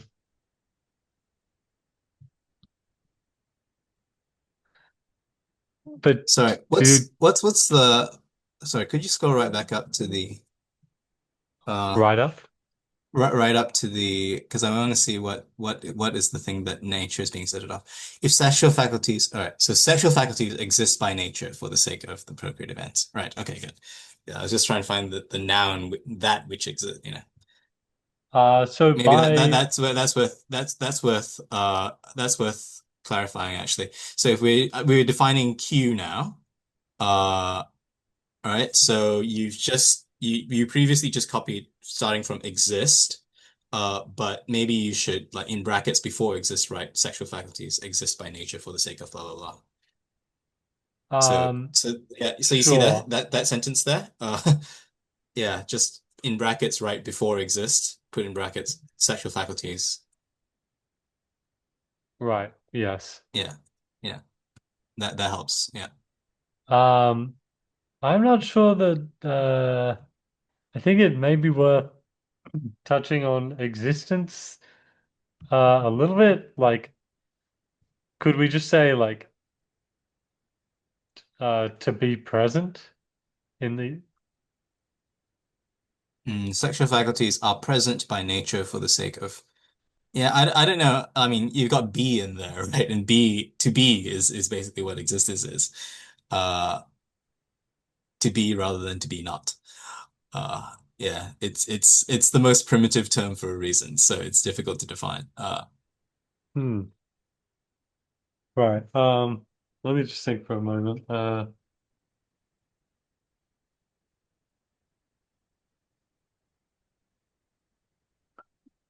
Mm, I almost feel like there could be some words added in here. Like it's not necessarily the case that to disambiguate this argument, we just need to define all the words. It may also be the case that like something needs to be added. Um, uh, so in a sense, my endeavor could be slightly too naive. But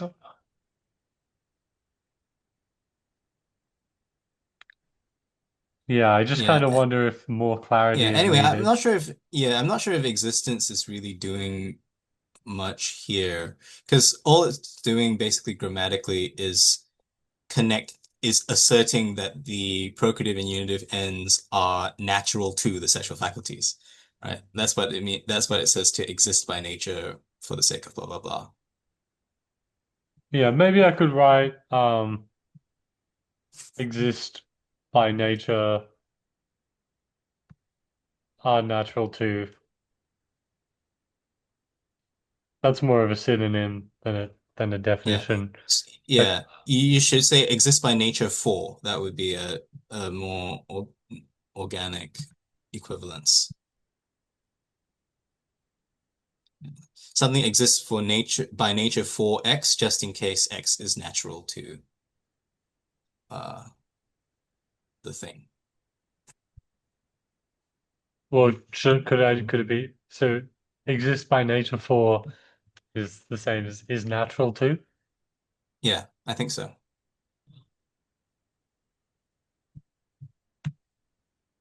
Right. Sure.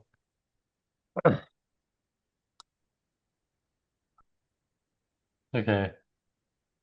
We've kind of got ends, right? Yeah. I sort of wonder if this whole thing should just be a little, maybe a little.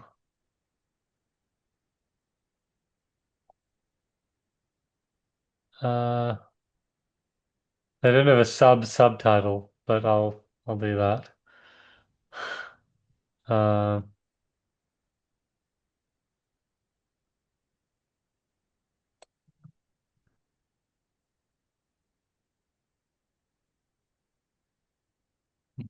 okay.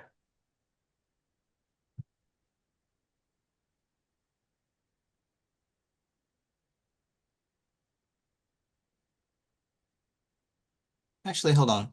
Exists by nature four. Four has a kind of teleological valence, right? Like if I exist Right, it for the does. sake of so it's not quite is natural to because is natural to doesn't necessarily have a teleological valence. So maybe exists by nature four um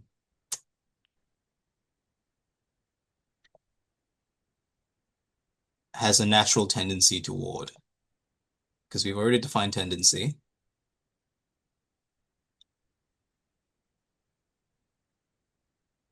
toward and then maybe in brackets some end. So that will tie into the definition of tendencies and ends that uh we've already accomplished. Yeah. See, so you got yeah, yeah, and you've got end there, right at the bottom. You could just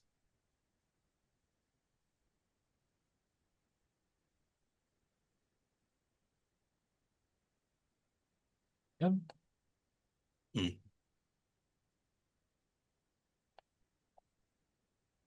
Right.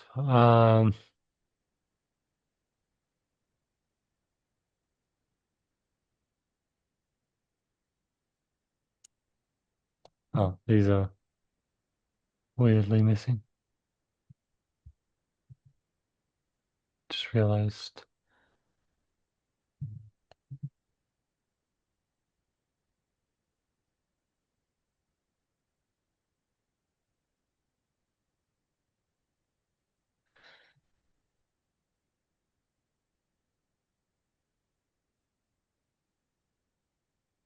Okay.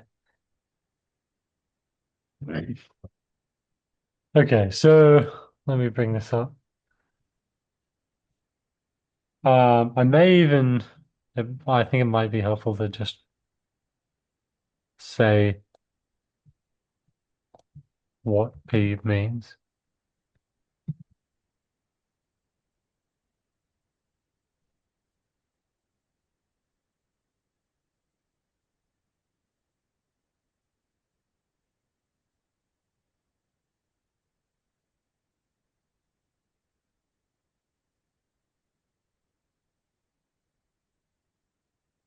Um, do you think I can get rid of this if?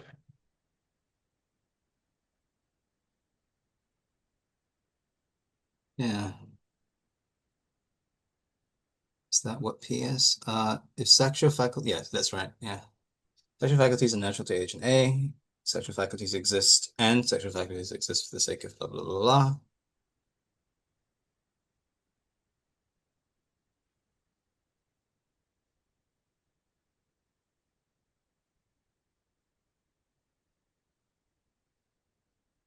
I can honestly just get rid of the brackets, surely.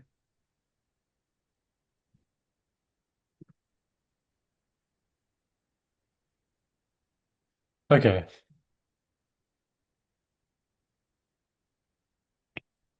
Um, I think this will not be hard. Uh, Yeah.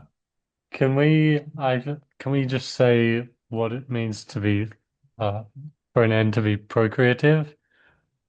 Sure. Like, Procreative just means reproductive. right? Well, that might be just unnecessary. I mean,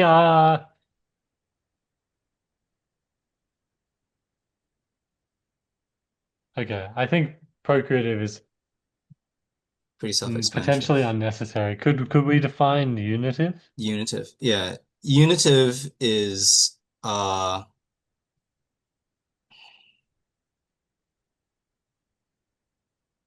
so the kind of unitive that we're talking about is the kind of unitive that applies distinctly to sex, right? So unitive is the bringing together of the sexes in their uh sort of complementary reproductive functionality, I guess. I'm not sure if that's too verbose, but you get what I that communicates what I mean at any rate. I'm not sure if it's the most economical way to do that. Yeah, Um, kind of. But that is, I guess, surprising because there've been a few moments today where, for instance, sexual faculties. I thought that mm, would be sexual organ done. yeah, It was a lot more complex. Um, yes, so I thought unitive would be essentially kind of how like a married couple might be, at least we hope, kind of y- united, like if yes. sex Yes, might but improve yeah, but their all that actually relationship. is downstream of the fundamental nature in which they're unified, right? Like, why is it that married couples ought to be friends? Well, they ought to be because friendship facilitates certain ends of ultimately reproduction, right? It lets you to reproduce not only the sort of bodies, but also, certain kinds of minds and so forth, that I, altogether go to make a complete flourishing human being. Um, I would say this is kind of the most valuable stuff I've gotten out of this conversation, such that like obviously like all of this is good, but to me the biggest mind blown moment is like, oh, I thought sexual faculties meant sexual organs. They don't. I thought hmm, a unitive end was being friends. It's not. Okay. Uh, yeah. Yeah, friendship is downstream of the unitive end. Uh, although, ultimately it is part of union, and that's usually what I mean, there are organisms which achieve procreative unity without friendship, right? Crabs or fish or whatever. But sure, humans, you mean through French. like non-consensual sex. No, not just non-consensual sex. It's just I mean, non-consensual in the sense that consent is not really relevant to them. They never consent to anything, right? Right. As it were, crabs or fish when when a fish fertilizes the eggs of the Oh, female, right. that It's that that completely brings them to that brings them together in the way that is proper to them as fish. But that union, that procreative union, doesn't involve any friendship at all. Whereas for us humans, obviously it does. So yeah. right, right. Although some Okay. people, yeah, and that's why we have arguments over what sexual unity requires, right? So some people would say, well, the friendship's not really necessary, right? Like one and done, it's a recreational activity, that's all it needed to be. Whereas others say, no, no, no, like you're missing out something proper to the way in which human beings ought to be unified if you leave out the long-term comprehensive friendship that people call marriage, right? So, that's why we can't. I think when we're making these kinds of arguments carefully, we shouldn't just define the unitive as the friendship because that begs a whole lot of questions. Um, Okay. Right. I mean, it's something that I planned to ask was that if we um yeah, I mean, I guess, I guess something I would have asked is I don't know. My fear is that this video is going to get taken down, but if it's going to get taken down, then whatever. It's still valuable for me. But yeah, what I would have asked is if we have like a same-sex couple, tell me if you've got Hmm. like a less or a more politically correct example. Uh, do you have a more politically correct example? I'm not sure where you're going with this, so Sure. uh, I'll ask the question then. Like, yeah, if a same-sex couple engages in sexual activity, are they meeting their unitive end? Is the question I was going to ask. It seems like the answer yeah. is no. Yes, I would say no. Like they're obviously so I think there's features of the way in which they seek to be unified which are explainable in terms of the unitive end, right? But Right. they don't actually achieve that end. So It's they're like, trying okay, to they're achieve it. trying to achieve the unitive end, but they Yes, can't but because they're they not. don't have Yes, they're then complementary reproductive organs. Yes, exactly. They're organs. not playing complementary reproductive roles, right? But it would be absurd to say that it doesn't have anything to do with the unitive end because, Well, they might play the why role, in that? but I Yeah. suppose you would say only in like the sense of role playing, right? Where Yes, exactly. you don't Yeah. actually have that role. Yes, exactly. Uh, yes. So what was I going to say about that? Yes, but again, it's not like doubles tennis either, right? It's got something to do with it. Like that's why sort of penetration is to put it crudely, like sort of a central feature of those kinds of relations. Like that's probably only explicable by the fact that they are attempting to fulfill this unitive end in some way. Um, Well, I suppose penetration is not always um sure, not always, but if it was just, like Arabs kissing each other or something, like completely nothing to do with sort of the procreative end at all, or with the sort of that kind of unity at all, then it would hardly even be sexual, right? It would just be like funny dancing or wrestling or doubles tennis or something. Like, like what makes it sexual is the fact that the unitive end has some explanatory role in what it is they are doing here. right. And the unitive end is kind of the uniting of Yes, the two sexes. sexual organs, two Yes, complementary sexual organs. but not, yeah. But of course, the union of the sexual organs is also the union of the agents as sexual agents, right? So we don't want to just think about it just in terms of, disembodied bits. The bits are decidedly embodied and connected to and representative of the interests of agents. Yeah, it may even be worth saying um like what the unitive end is, which is, I suppose, the uniting sexual agents. Yeah, in the sexual way. Basically.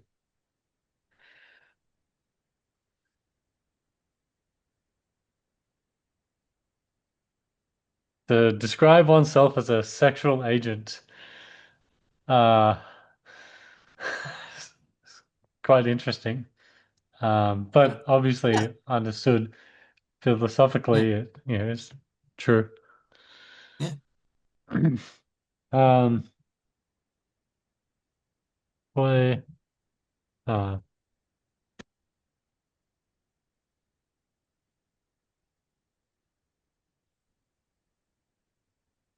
um,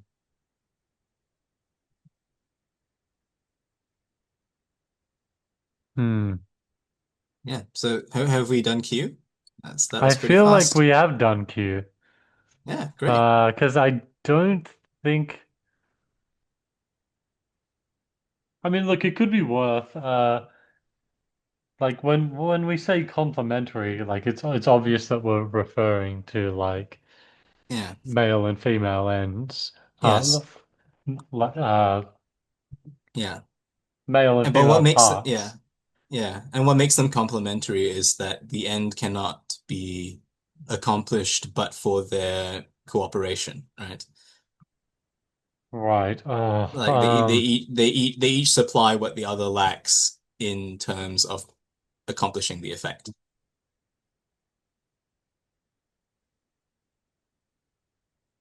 like while accomplishing their end.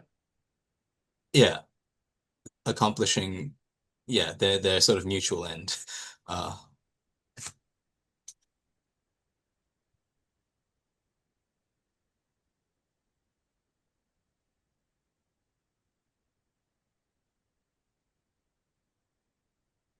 Oh well, I mean we've got ends right there, right? So, yeah. um,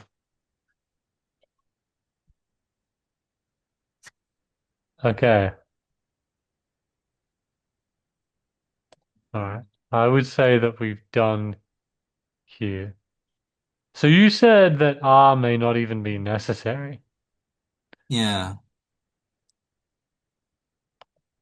I'm kind of Because seeing that now, I feel. yeah.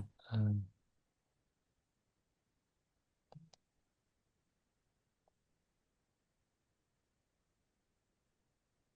yeah, I'm kind of tempted to just delete R. mm, Uh,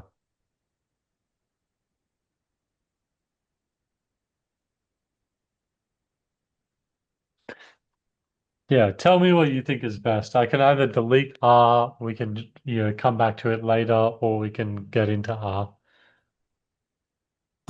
Well, let's think about what R contributes, right? So R contributes the sense, like at least, so I'm not sure. Yeah, I don't know if it's logically active is the thing, but it does introduce the sense that uh A actively pursues those ends. But since we've already defined the sexual faculty as an active inclination, right, as an active tendency, like that the pursuit thing is already contained in the idea of of active tendency. If I actively tend towards something, then that tendency exists in me so that I actively pursue those ends. Right? That just seems to be analytic. Like, if I have an active tendency towards something, uh I have an inclination to uh actively pursue those ends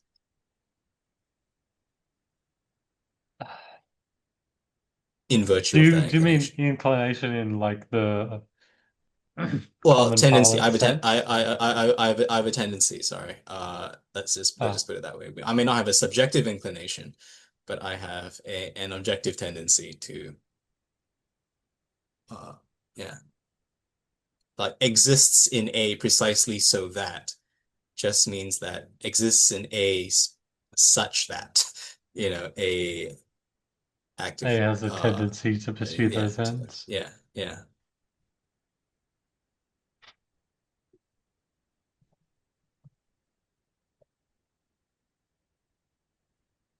I mean, that kind of, well, could we say, like, would you say the argument is just a sound if we got rid of R? I think so. Yeah, I don't think you need R. I mean, it definitely logically doesn't matter, at least as far as the logical structure you've laid out there. Okay, I might just right R.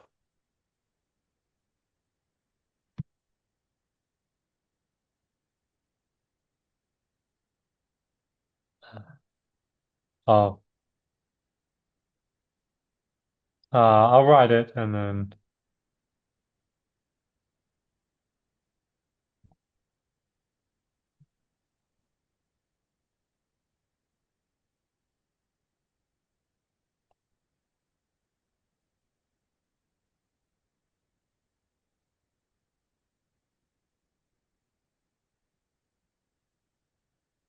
those ends.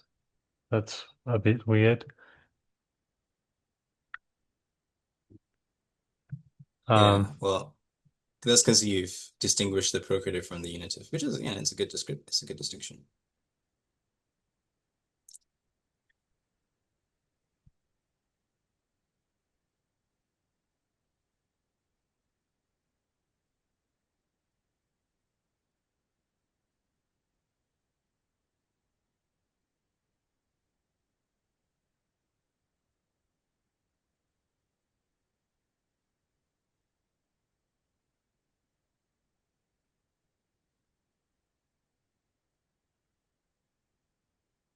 Oh, I just got a tab.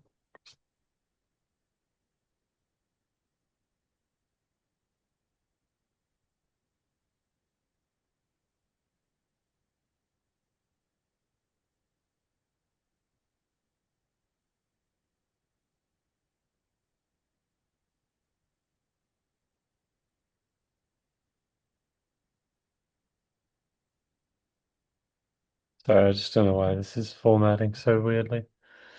Um, Just a little nitpick. I think complementary in terms of like, you know, supplies what the other lacks should be complementary with an E rather than an I, and I is like free or with my complements. Uh, ah, so, yeah. no, please nitpick. Okay. So we've done that whole, Yeah. Premise one. uh, Oh wait, no, no, we well, haven't. We have no. S. We need S still, but Okay, right.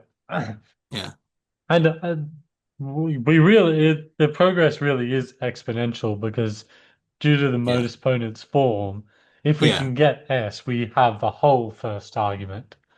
Great. Yeah, Okay. Um, I think we can get S if you're down. yeah. I'm down to see how if we can get it done reasonably quickly. Uh,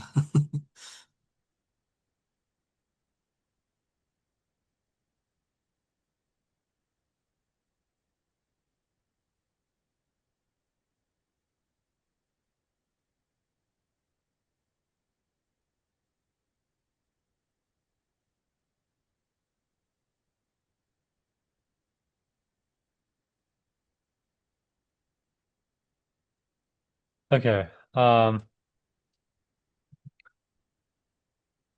Okay. So here's where my near total lack of understanding of Mm. or engagement with metaphysics Yeah. um is going to show. Mm. Uh, like I know what it means. At so the moment I'm thinking, what does metaphysically impossible mean? Like as Right. far as I know, like logically impossible would mean that it would break a law of logic, right? It would either be a contradiction or break Leibniz's law or something. Um, Yeah. like physically impossible would, break a law of physics, uh, Mm. or at least given our understanding of physics, Mm. not be possible. Right. But so Yeah. what does it mean to be metaphysically impossible? Um, Right. So something is metaphysically impossible where it could not in principle be brought about. So for this is distinguished from logical possibility because it's nothing to do with like the terms in which it is described, right? So something can be logically impossible either because it's contradictory, if you subscribe to the law of non-contradiction, or perhaps it's meaningless, right? In that case, it also uh, there's just no sense in asserting it, right? So that's an impossibility on this that's grounded in what it is to even express the truth thing that you're talking about. Whereas whereas physical impossibility is that, given the contingent constraints that we have discovered on what can be, this thing exceeds those contingent constraints that we've discovered. But that doesn't mean that it's in principle impossible, right? Like the people mhm. talk about, the fine tuning of physical constants or whatever. In principle, they could have been anything, but we just find that they are this, right? Uh, So if we take, for example, like me flapping my arms really fast so that I might fly, yes, that's logically possible. logically possible, metaphysically Uh, possible. You can imagine, like even in our world, actually, a low enough gravity, and that would probably get you moving. Uh, you know, uh, but at least under Earth conditions, physically impossible, right? right. I might write a few Yeah, examples. Flapping arms to fly, on uh, Earth. yeah, on Earth. Um, uh, like it's logical, um, metaphysical, Yeah, but not uh, physical. not physical, right? Yeah. And that's just possible to at the end of all of Mm, yeah. Yeah. that.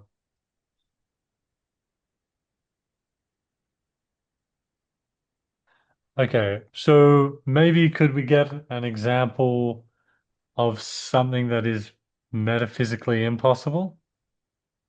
Hmm. Controversial or uncontroversial examples. So something that's metaphysical, yeah, I mean, because metaphysically impossible that God does not exist, for instance, if he exists. Uh, Right. Whereas obviously it's logically possible to say that God does not exist is something that you can logically express. Uh, and I guess it's physically possible. Yeah. Yeah, maybe just say like, if God exists, then God would be metaphysically possible. God's existence. Well, if God exists, then wait. So the Wait, example hold on. is God Actually, no, not no, sorry. If existing, if yeah. Wait, so yeah, if God does not exist, then although oh yeah, yes. Yeah, that's right, that's right. God not existing, actually, that's better. So if God does not exist, then his existence, so if God does not exist, then his existence is logically possible, metaphysically impossible, and uh also physically impossible. So so if God God does exists, not, God's existence in so the case where he does not exist. yes, in the case where God does not exist, his existence is logically possible, not contradictory to assert. Nevertheless,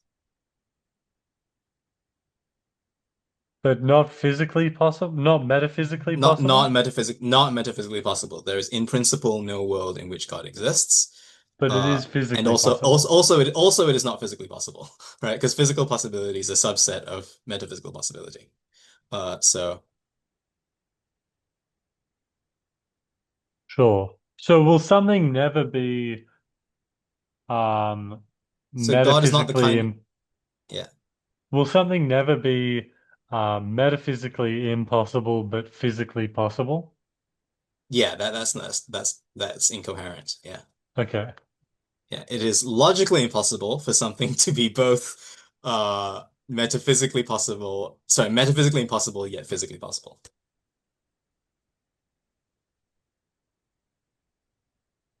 Okay. Right. I think uh well brought about just means actualized in reality. Hmm. So what is meant by in principle? So in principle is basically to distinguish it from what we contingently discover, right? So like we contingently discover that flapping arms to fly, is not possible. But in principle, it might have been if the world had been constituted differently, right? Flying on Earth would, if the laws of nature had been written differently, because the laws of nature aren't, as far as we know, necessary. They sort of are contingent facts about the world, right? So, if Maybe they could could, we if do they could, in principle, indifferent, yeah. could do you have like less controversial examples of metaphysical impossibility? Um, Yeah, I don't know. One I've often heard from William Lane Craig is, you know, the prime minister is a prime number, right? There's no possible world in which, uh, sort of, in which prime ministers fulfill the role, like prime numbers fulfill the roles of prime ministers. But logically speaking, that's well formed, right? Uh,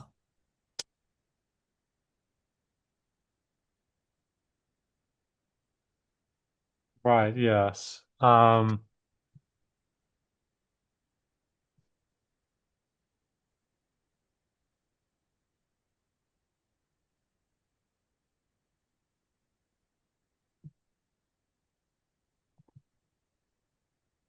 maybe could you give me, obviously this is Googleable.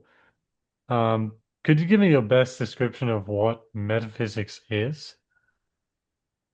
Yeah, sure. Like the Metaphysics study of is, reality or like yeah, pretty much. It's to do with it's the branch of philosophy that deals with our most basic categories of about reality.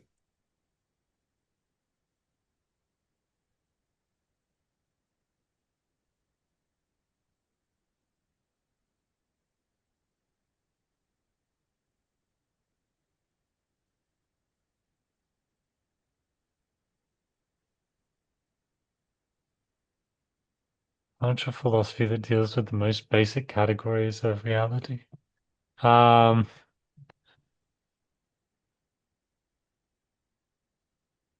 I I'm not quite getting that. Maybe Um, that deals with I mean, the way Aristotle would say, the study of being qua being. But I'm not sure if that's illuminating. that's not any clearer. No. How is metaphysics distinct So from so ontology? basically, honestly, you often they're used interchangeably. I also often lose track of what the difference that some people assert. Let me see. Yeah, this is probably something I need to Google. Yeah, okay, right. Sorry, it's because since Aristotle's day, metaphysics has broadened somewhat so that it doesn't really have to do with the most basic categories anymore. It's just to do with the reality of things. So for example, I can do, well, what is the metaphysics of I don't know, stories or something, right? Stories are extremely derivative. They're not really fundamental, but we can still ask what is the metaphysical nature of them? What are they in reality, right? Whereas ontology maybe is more confined to those traditional, substance, cause, that kind of thing. Nature of being and what kinds of things exist. Yeah, so yeah. So the definition I've given there is more related to what in modern times is called ontology, although, I personally just use them as interchangeable terms. Although Sure. in modern parlance, metaphysics is a bit broader. Um, Right. Would you say Ed Fees is probably using it in uh yeah, he's using it in my actually here when it says metaphysically impossible, that's not really necessarily even, you don't need to know the definition of metaphysics to know what metaphysical impossibility is. That's just a standard, it's not a novel compound phrase. This is like standard terminology for that kind of possibility that lies between logical and physical possibility, which we've already sort of mapped out. right. Um okay, well then let's potentially get to in principle because yeah, is it possible for you to define in principle? Like when we say something is metaphysically possible. Right. So something is in principle possible where it might have been brought about if conditions were different, right? Whereas there are some things which, no matter what the conditions are, will never be brought about.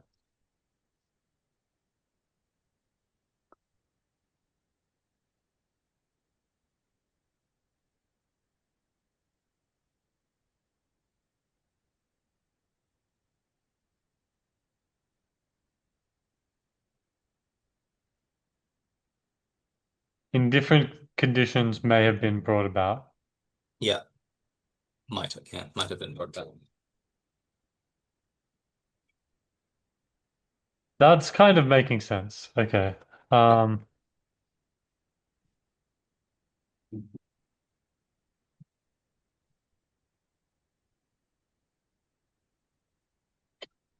Okay, because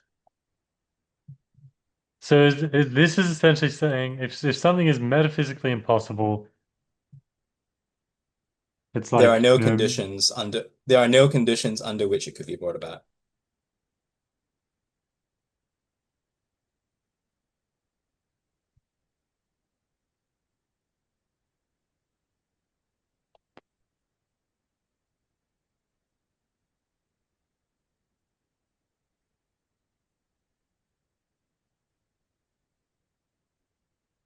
so could I just say there are no conditions? Metaphysically impossible means there are no conditions um, under which it could be brought Yep, about. That's strange phrasing, but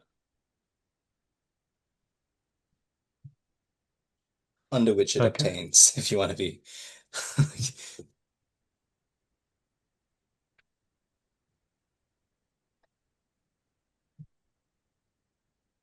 I won't say obtain. I know what you mean by Yeah, obtains, but yeah, I need to yeah, keep things as clear as possible. yeah. That's fine. Sure. Um, I might just Yeah. attach these as examples. Um,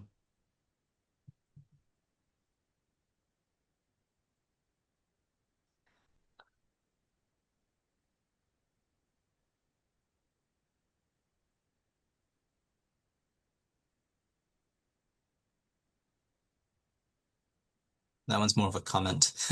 yeah.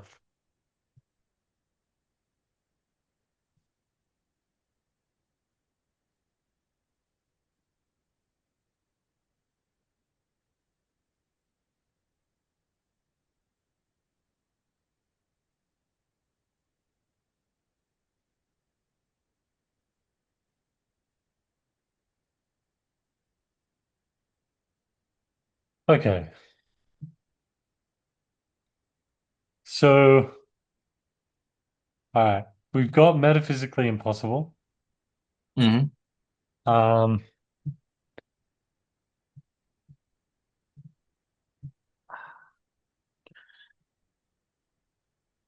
See, this is like predictably a struggle. Yeah, Um,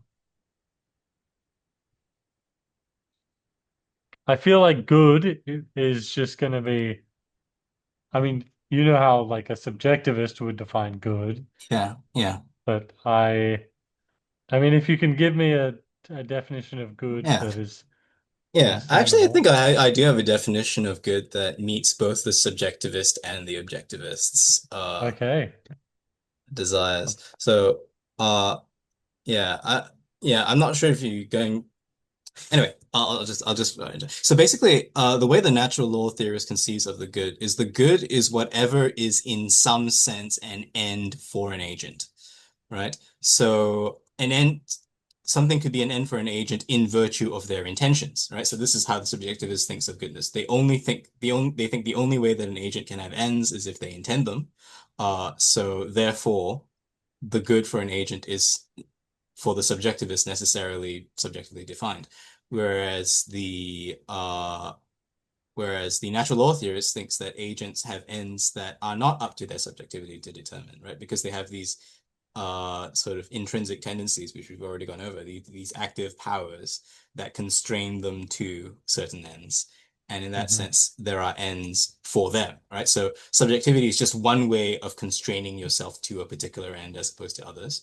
But there are other and more fundamental ways in which agents are constrained to ends on natural law. I So think I and the good in general is just whatever is in some way an end for an agent. I think I do kind of see that. One thing I Yeah. noticed listening back to your conversation with Ask Yourself, Hmm. um, I noticed uh like ends came up, right? And Hmm. he used the example of like he can understand good in the sense of like fulfilling an end, And the example he gave was a like a computer screen is like Hmm. fulfilling the end because, I don't know, the text on it is visible or something like that, right? Yeah. But I feel like that's not actually the way in which you mean it, right? Like that's obviously a very subjective Hmm. understanding of something fulfilling an end. Basically just where it Yes. like accomplishes it does the thing you desire it Yeah. to do. Yes. Um, Yes. Yes. So, I don't disregard subjective goods altogether, right? Like subjective goods are indeed goods for us in this very broad sense in which it is in some sense an end for us.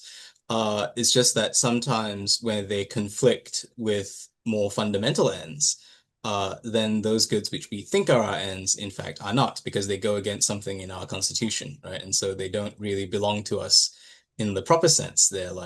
They're disordered. They're not really of us, even though they sort of happen to us. In the same way that a heart that fails isn't acting as a heart in failing, you know.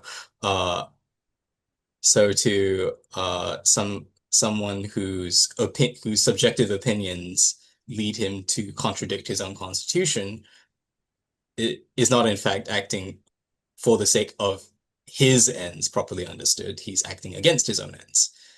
Uh, Anyway, uh, yeah. So yeah,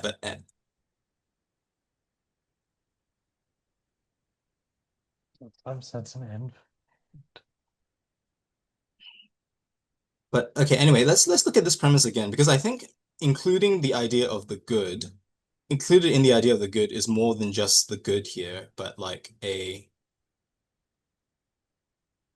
uh a kind of priority amongst ends, right? So the good in this case doesn't just mean the good simpliciter. It means Like good for, eh? good all things considered, I think is probably because good is different from good all things considered.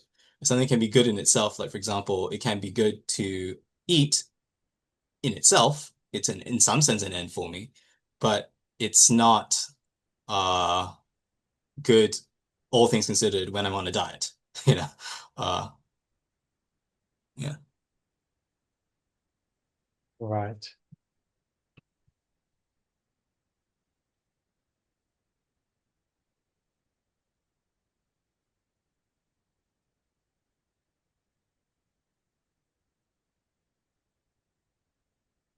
Like there's a sense in which let's say like non-procreative sex might be good in that like it fulfills some desire and Yeah. it's pleasurable Yeah. or whatnot, Yeah. but it's Exactly. not good all things considered because it um Yeah. violates the Violates. Yeah. procreative and unitive ends. Yes, that's right.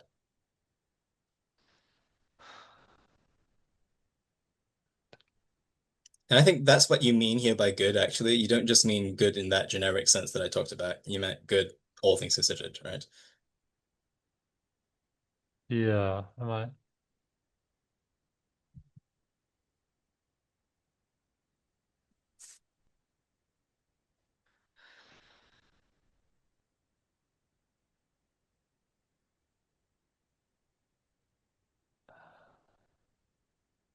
Right.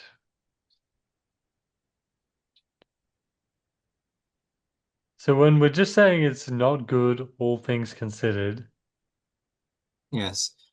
So when considering the, so maybe here's where we get into a naughty thing. So where we consider an agent's hierarchy of ends. So, the good, all things considered is whatever is good, for an agent considering his hierarchy of ends.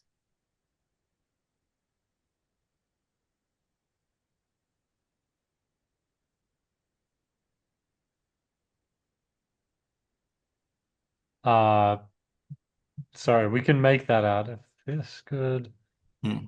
All um, things considered. considered, uh, whatever is. And then how would we phrase that? Whatever, yeah, so you can take off the in some sense because we're now defining a particular sense in which something is good, right? Whatever is an end for an agent when considering an agent's hierarchy of ends. That seems quite strange. Whatever is an end for an agent when considering an agent's hierarchy event, not just Yeah. whatever like accomplishes the end at the top of the hierarchy, or Um, well, so I mean, think of like again, like think of subjective determinations, right? Some subjective determinations, they don't, in fact, most subjective determinations don't violate any fundamental end that we have. They're just, we're completely at liberty to choose to eat chocolate or strawberry ice cream or to get up and exercise or study or whatever, right? Uh, these kinds of things don't necessarily accomplish any further end. They don't necessarily in themselves accomplish the highest end of man, which is the contemplation of God. They're just doing their own thing at their own level. So considering the hierarchy of ends, they are sort of permissible manifestations of human nature. Uh, whereas other things, although in some sense they are an end, like I fix my subjectivity on something that's actually bad for me, right? Nevertheless, that sense in which they are an end is uh sort of not really as a fulfillment of my agency as much as a failure of my agency, right? When I do that, I'm malfunctioning and hence failing to function in the manner that my hierarchy of dispositions dictates.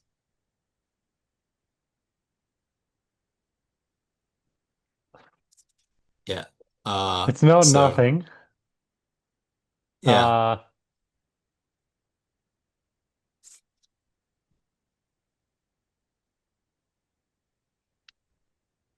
could we say if something is not good, then it does not feel fulfill, or maybe even it violates the Hmm. uh supreme end? Yeah. Sorry, hold on. Let's bring up the premise again. I just want to. It's mathematically impossible for it to be good, all things considered. For A to, yeah. Well, I mean, so far, oh, you're not necessarily, yeah. I mean, in this case, because if the conclusion is supposed to be S, then it seems like it doesn't say that it is bad, just that it is not good, Yeah. right? Yeah. Um,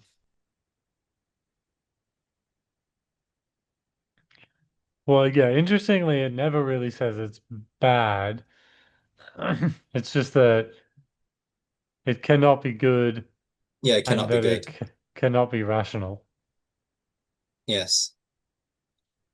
Yeah. I think, yeah, you need a theory of badness, and badness is where it is positively irrational, right? Hmm. Rather than merely non-rational.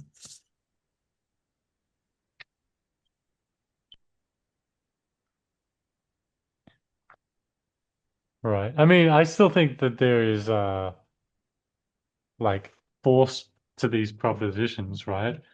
Yeah, If you're yeah. if you go up to someone and say this thing you're doing is like not good, Mm, that's still mm, going to be yeah, contrary to a lot of yeah, people's beliefs. yeah. And you'd say, well, actually, and insofar as you exclude the good, you're depriving yourself of a good by engaging in these activities, right? You know, uh, if you uh, if you engage in sexual, you're, yeah. especially if you make it a habit, you exclude, you impoverish yourself by doing these things, which most people would say, which many people who practice these things would say, no, I'm not impoverishing myself at all. I'm enriching my life by engaging in fornication or whatever. Um, Hmm.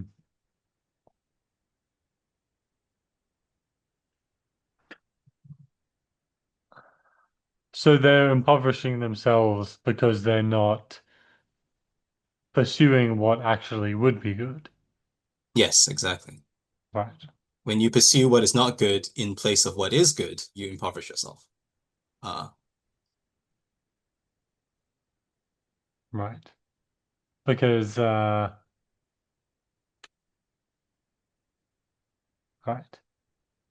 Okay. I think I am. Yeah, when you pursue what is not good, yeah, I know, yeah, we could add something in such that like it is bad to, replace what yeah, is good with with what is not. what is not good. Yeah, something like that. Right. And that's pretty easy to conceive of.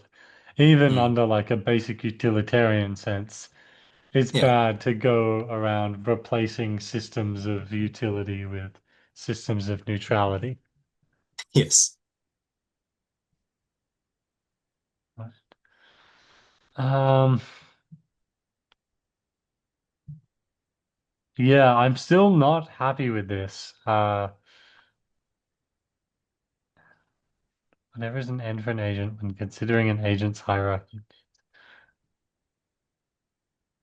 Like, this seems like even like kind of grammatically to not make sense. Like, maybe should it be like completion of an end?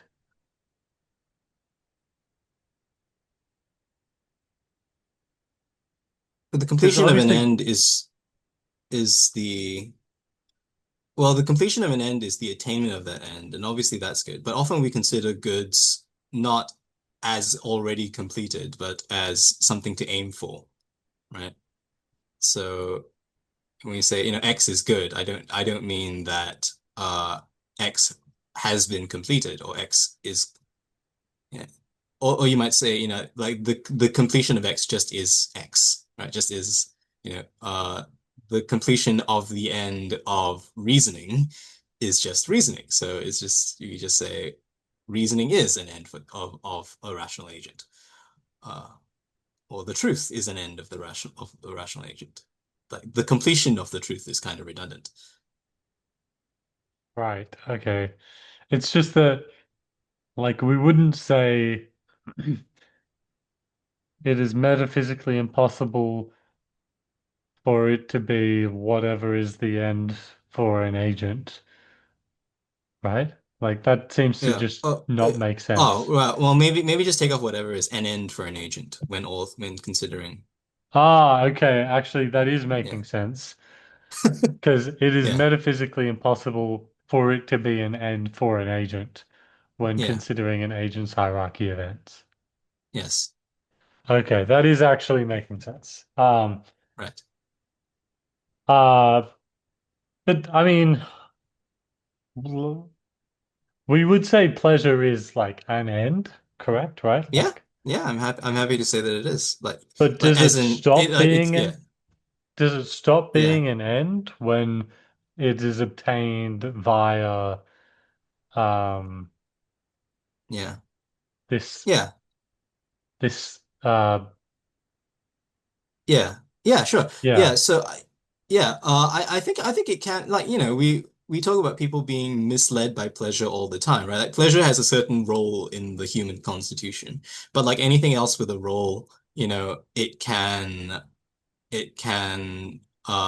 sort of exceed or fail to achieve its role. And when it does that, it introduces some kind of disorder, and thereby it's not functioning properly as human pleasure, right? It may be functioning as pleasure in itself, but it's no longer sort of fulfilling its role in the human constitution, and it's therefore, as it were, gone rogue, right?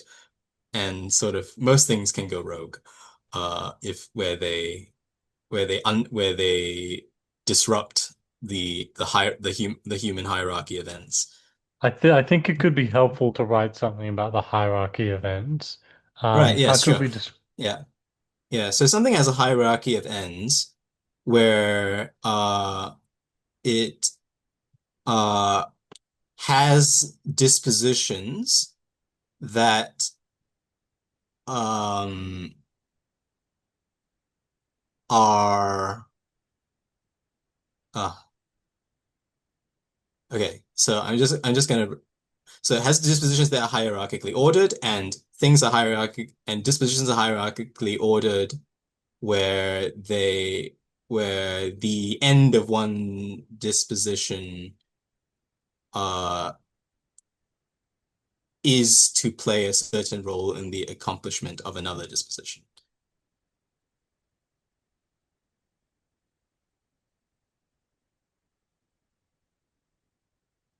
Right? Like, so my logical faculties are a subset of my reasoning faculties, say, or my linguistic faculty, or my faculty of mastication, chewing, is a subfaculty, is hierarchically part of my digestive faculty, for instance.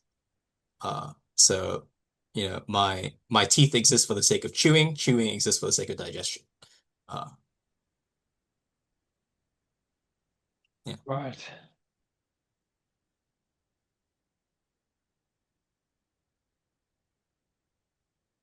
Would we say like pleasure exists for the sake of achieving these ends? Yeah, it The plays a role in like like sexual subjectively pleasure in exists yeah, for yeah, you the exactly. unitive Yeah. and Yes. procreative ends. Yes. Yes, exactly. Yeah. Right. And so Yes. it's kind of like if we have this like hierarchy where there's, number one at the top and number two beneath it.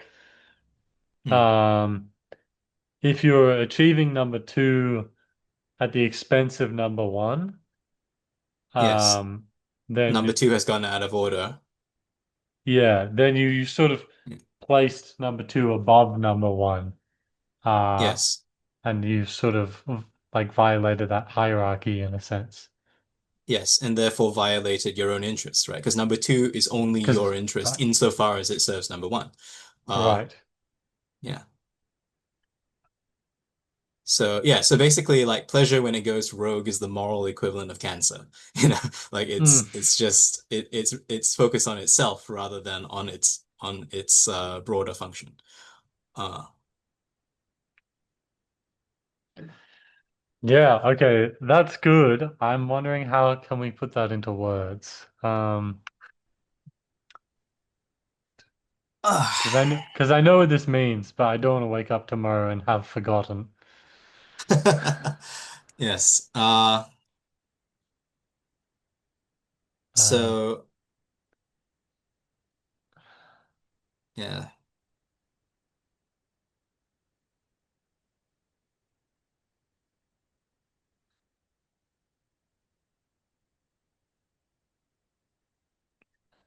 um,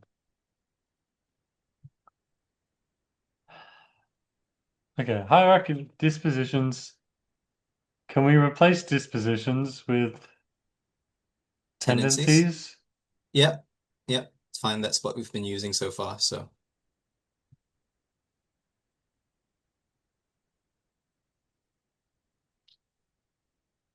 Uh, could we change hierarchy of ends to hierarchical? How do you pronounce that word? Hierarchical ends? well, hierarchy is the noun of hierarchical, right? Uh, they're considering the hierarchical ordering of an agent's ends.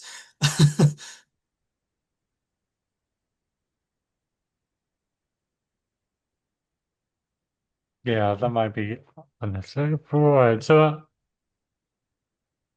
an agent's hierarchy of ends are simply their ends considered as hierarchically ordered. Right.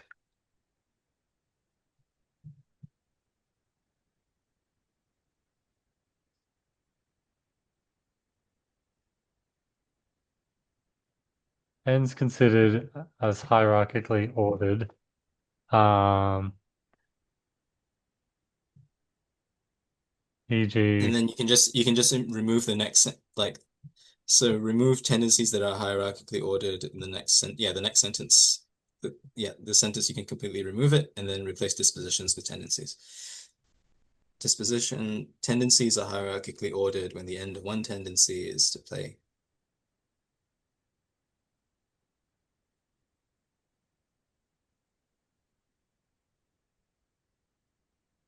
e.g., chewing, uh, Yeah, I think chewing is may probably a better, easier example. Yeah.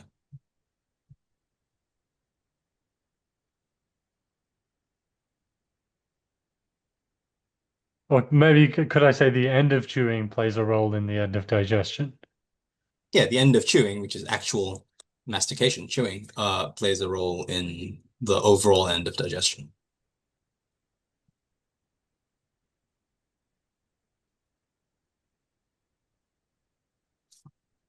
Like which itself plays a role In life, right? in the end of life, Yeah, which itself plays a role uh plays a role in, flourishing. you know, flourishing. Yeah, and flourishing is just the ultimate end. Yeah, okay.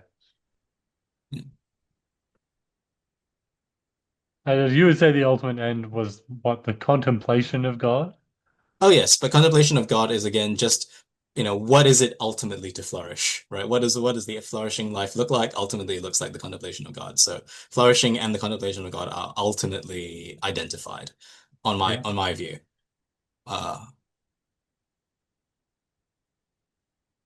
Uh, but sustaining life yeah, or sustaining yeah, health, maybe. yeah. Okay. Right. Okay. It is metaphysically impossible for it to be good, all things considered, that A, to use sexual faculties in a manner contrary. So, well, could we say what is contrary as opposed to just like not Not. accomplishing those ends? Yes. I think contrary implies an engagement of the faculty in a way that renders its fulfillment impossible, right? And yeah,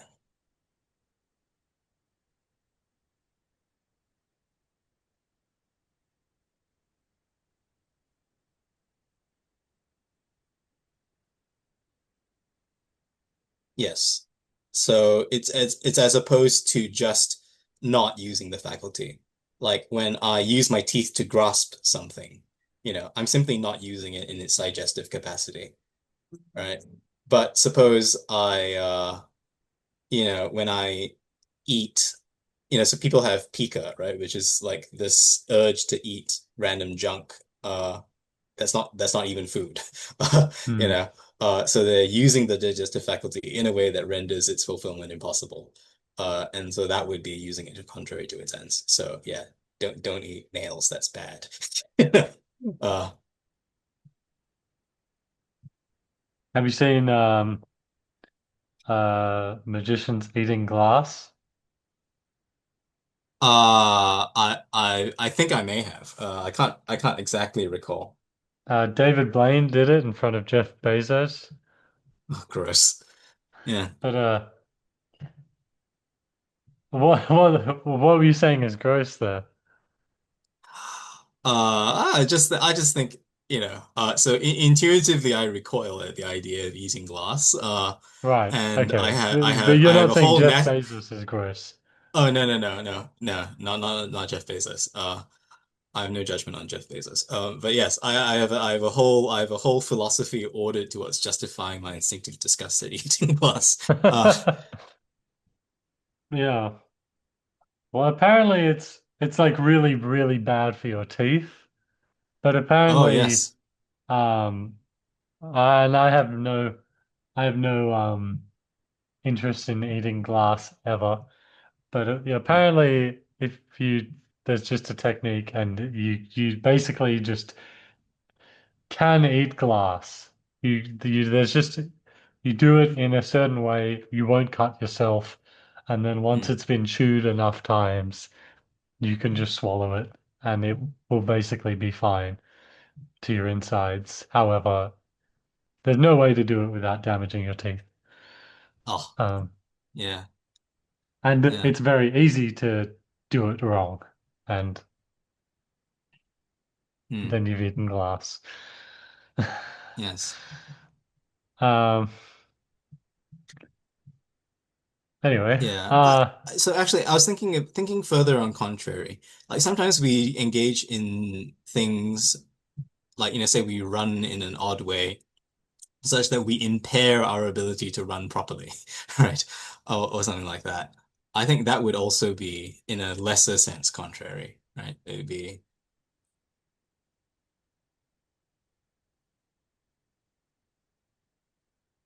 yeah. Like, or again, because that you talk about glass injuring your teeth. Like, it doesn't make chewing impossible, but it does undermine, ultimately your organs for chewing.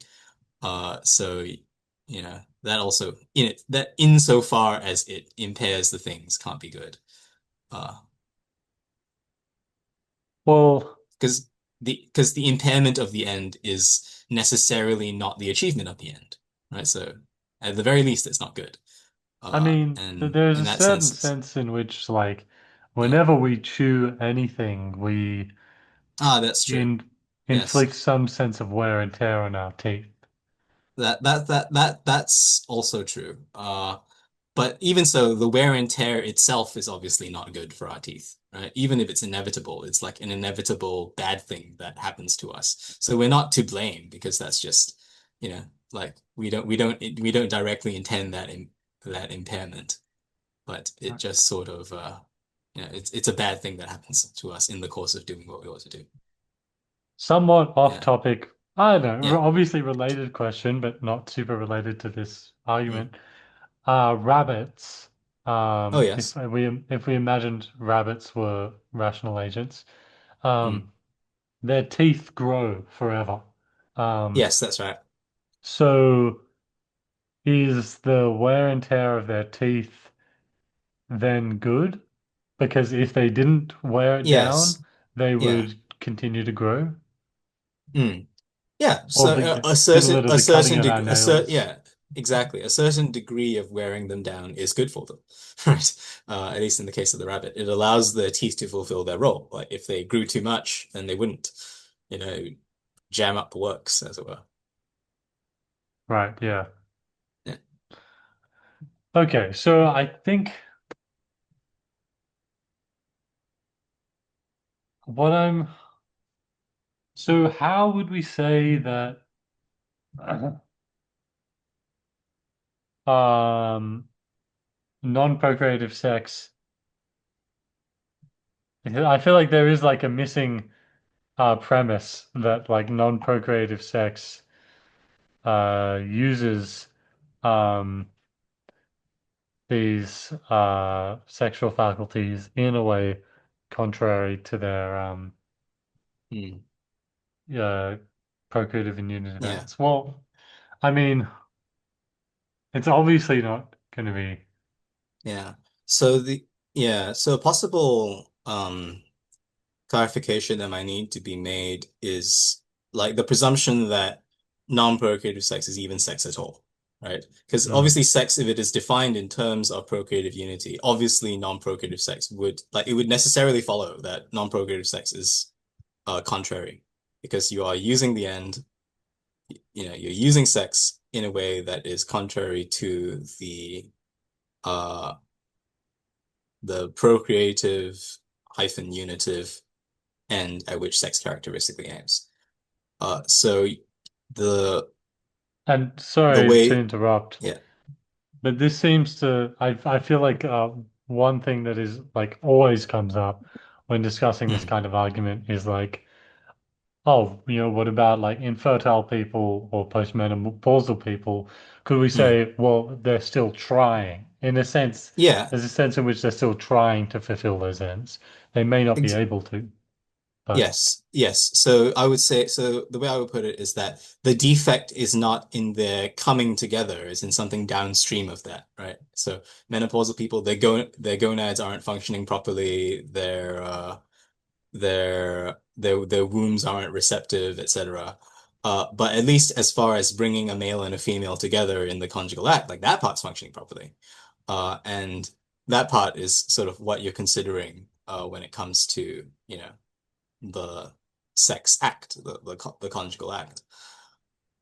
So in that sense, they're functioning properly in part. So the fact that they're bringing together is the manifestation of something functioning properly. It's just that downstream, something else is functioning improperly. You know? Uh, Whereas in a same-sex union, for instance, like the very union itself is defective, right? Rather than something downstream of the union being defective. so this makes me wonder, are they, if in non-procreative sex, are you engaging your sexual faculty as we've defined That's it? that, yeah, I think that's honestly the most plausible thought line in it. And the reason why someone would say they are is because obviously there are features of the act that are inexplicable except as a perversion or redirection of sexual urges, right? So, again, why penetration? Why sort of what is it that distinguishes it from mere dancing or wrestling or tennis, right? Well, uh, what distinguishes it is precisely those dimensions in which it is a kind of aping of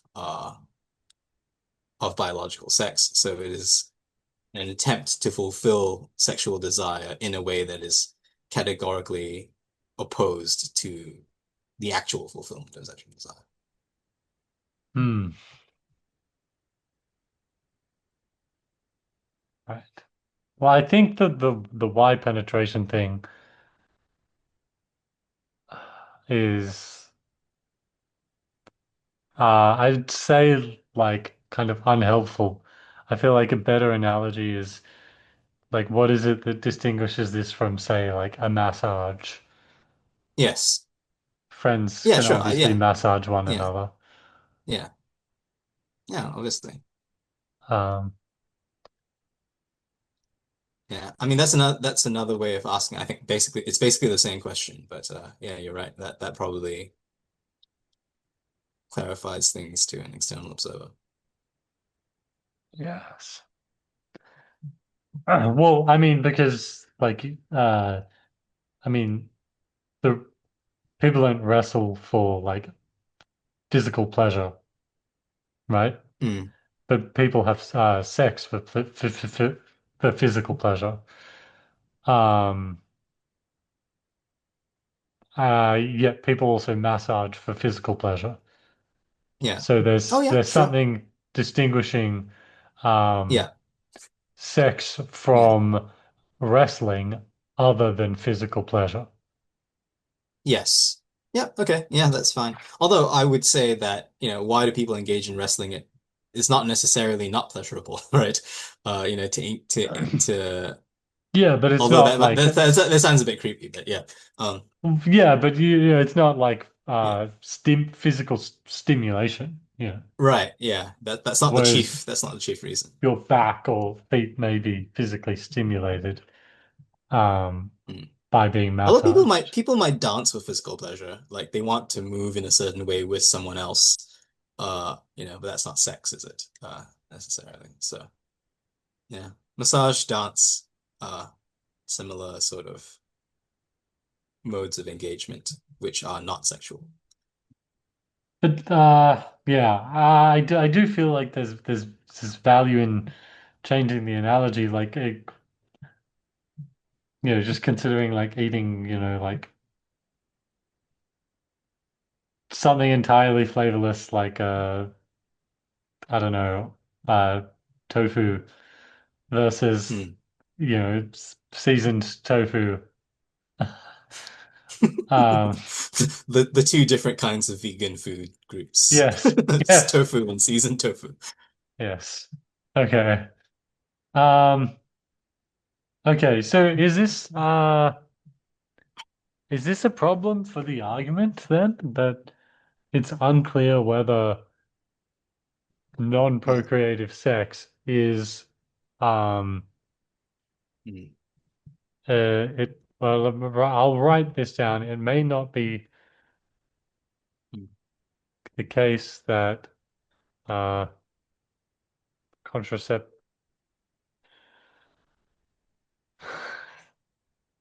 well sex Sex sex at all.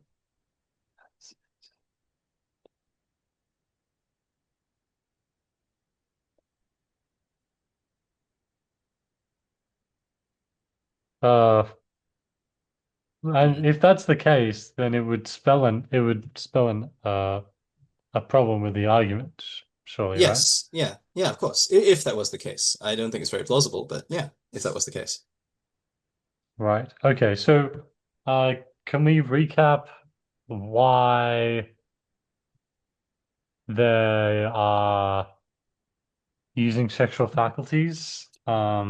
Yes. Well, they're obviously using like sexual pleasure pathways, right? Because stimulation of the genitalia, like these kinds of things are themselves part of the overall sexual faculty. So to sort of seek that kind of stimulation, um, outside it is to use a subordinate faculty, uh, in a way that renders its ultimate fulfillment impossible. Therefore, seeking sexual gratification in a member of the same sex you know, is precisely engaging the faculty in a way that is contrary to, yeah, mm, contrary to its own fulfillment.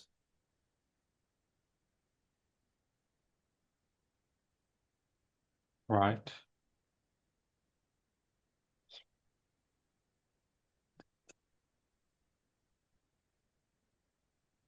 I feel like this is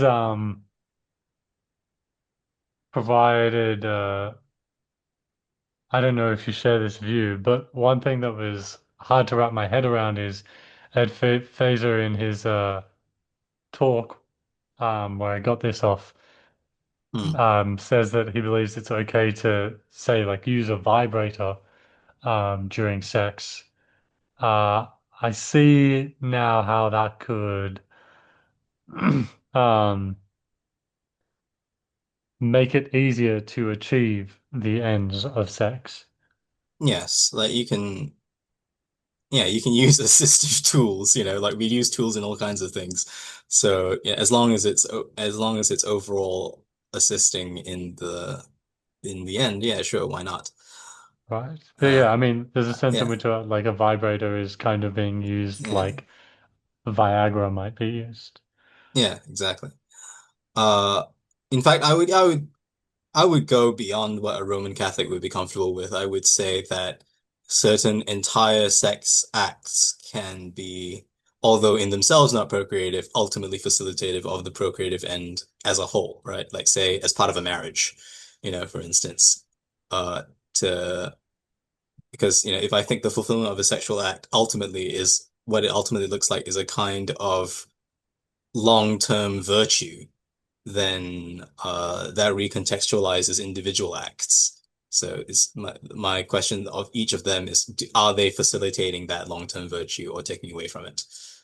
See, so in that sense, I think it is conceivable that Actually, I think it's defensible. Yeah, I'll upgrade that. It's defensible that some contraceptive acts are actually okay, even by natural law. But I say that in full consciousness that the consensus is against me on that particular point. Right. But you mean Yeah. like uh things like oral sex, for example, Yeah, yeah, or oral even sex, to yeah. completion. Yeah, even to completion. If it's within the bounds of marital virtue, that seems it's okay as long as it's not completely taking the place of properly procreative. As long as the whole thing is remains as a whole oriented towards procreation. Like it seems to Right. be okay to me. I'm not sure I see But why that would be the case, but that would take it. I think yeah, we would have yeah, to go down the that's a whole path. further yeah, yeah, But exactly. I could imagine that you are capable of defending that. Um, Yes. I don't want to defend it because it's kind of awkward. But yeah, yeah, okay. I think just the thing that I'm stuck on is uh, okay. So that they let's say they are using sexual faculties, mm, and how exactly are they using them contrary? We'd say they're using them contrary because we'd say that the end of, say, pleasure is only to facilitate the end of, let's say, mm, procreation, mm. right? So Yeah. eating glass does not sustain health. Um, Reaching orgasm alone Yeah. does Masturbation. not. Good. Yeah. Um, Facilitate. Yeah. I meant mere orgasm, but orgasm alone, I suppose has two meanings. Yes. Does not facilitate reproduction or unity. Mm. Okay, I feel like that's the end, honestly. Yeah. Great. Wow. I have to say, like, while I'll certainly like need a considerable amount of time to digest this, I feel like this was extremely worthwhile, and like particularly of note is how it kind of just got better over time. Um, Yeah. I like We got quicker. to be completely honest, I can't say that like I read this and it just makes perfect sense to me or anything like that. But I feel a sense that I understand it much better than I did before. Mm. That Yes. that Uh, makes sense? yeah. Yeah. I mean, it doesn't seem like just a random concatenation of words, right? Like Yes, yeah. you can see why people would believe the conclusion on those premises, even if something goes wrong somewhere in the argument. Uh, Yeah. Yeah, I can. Wow.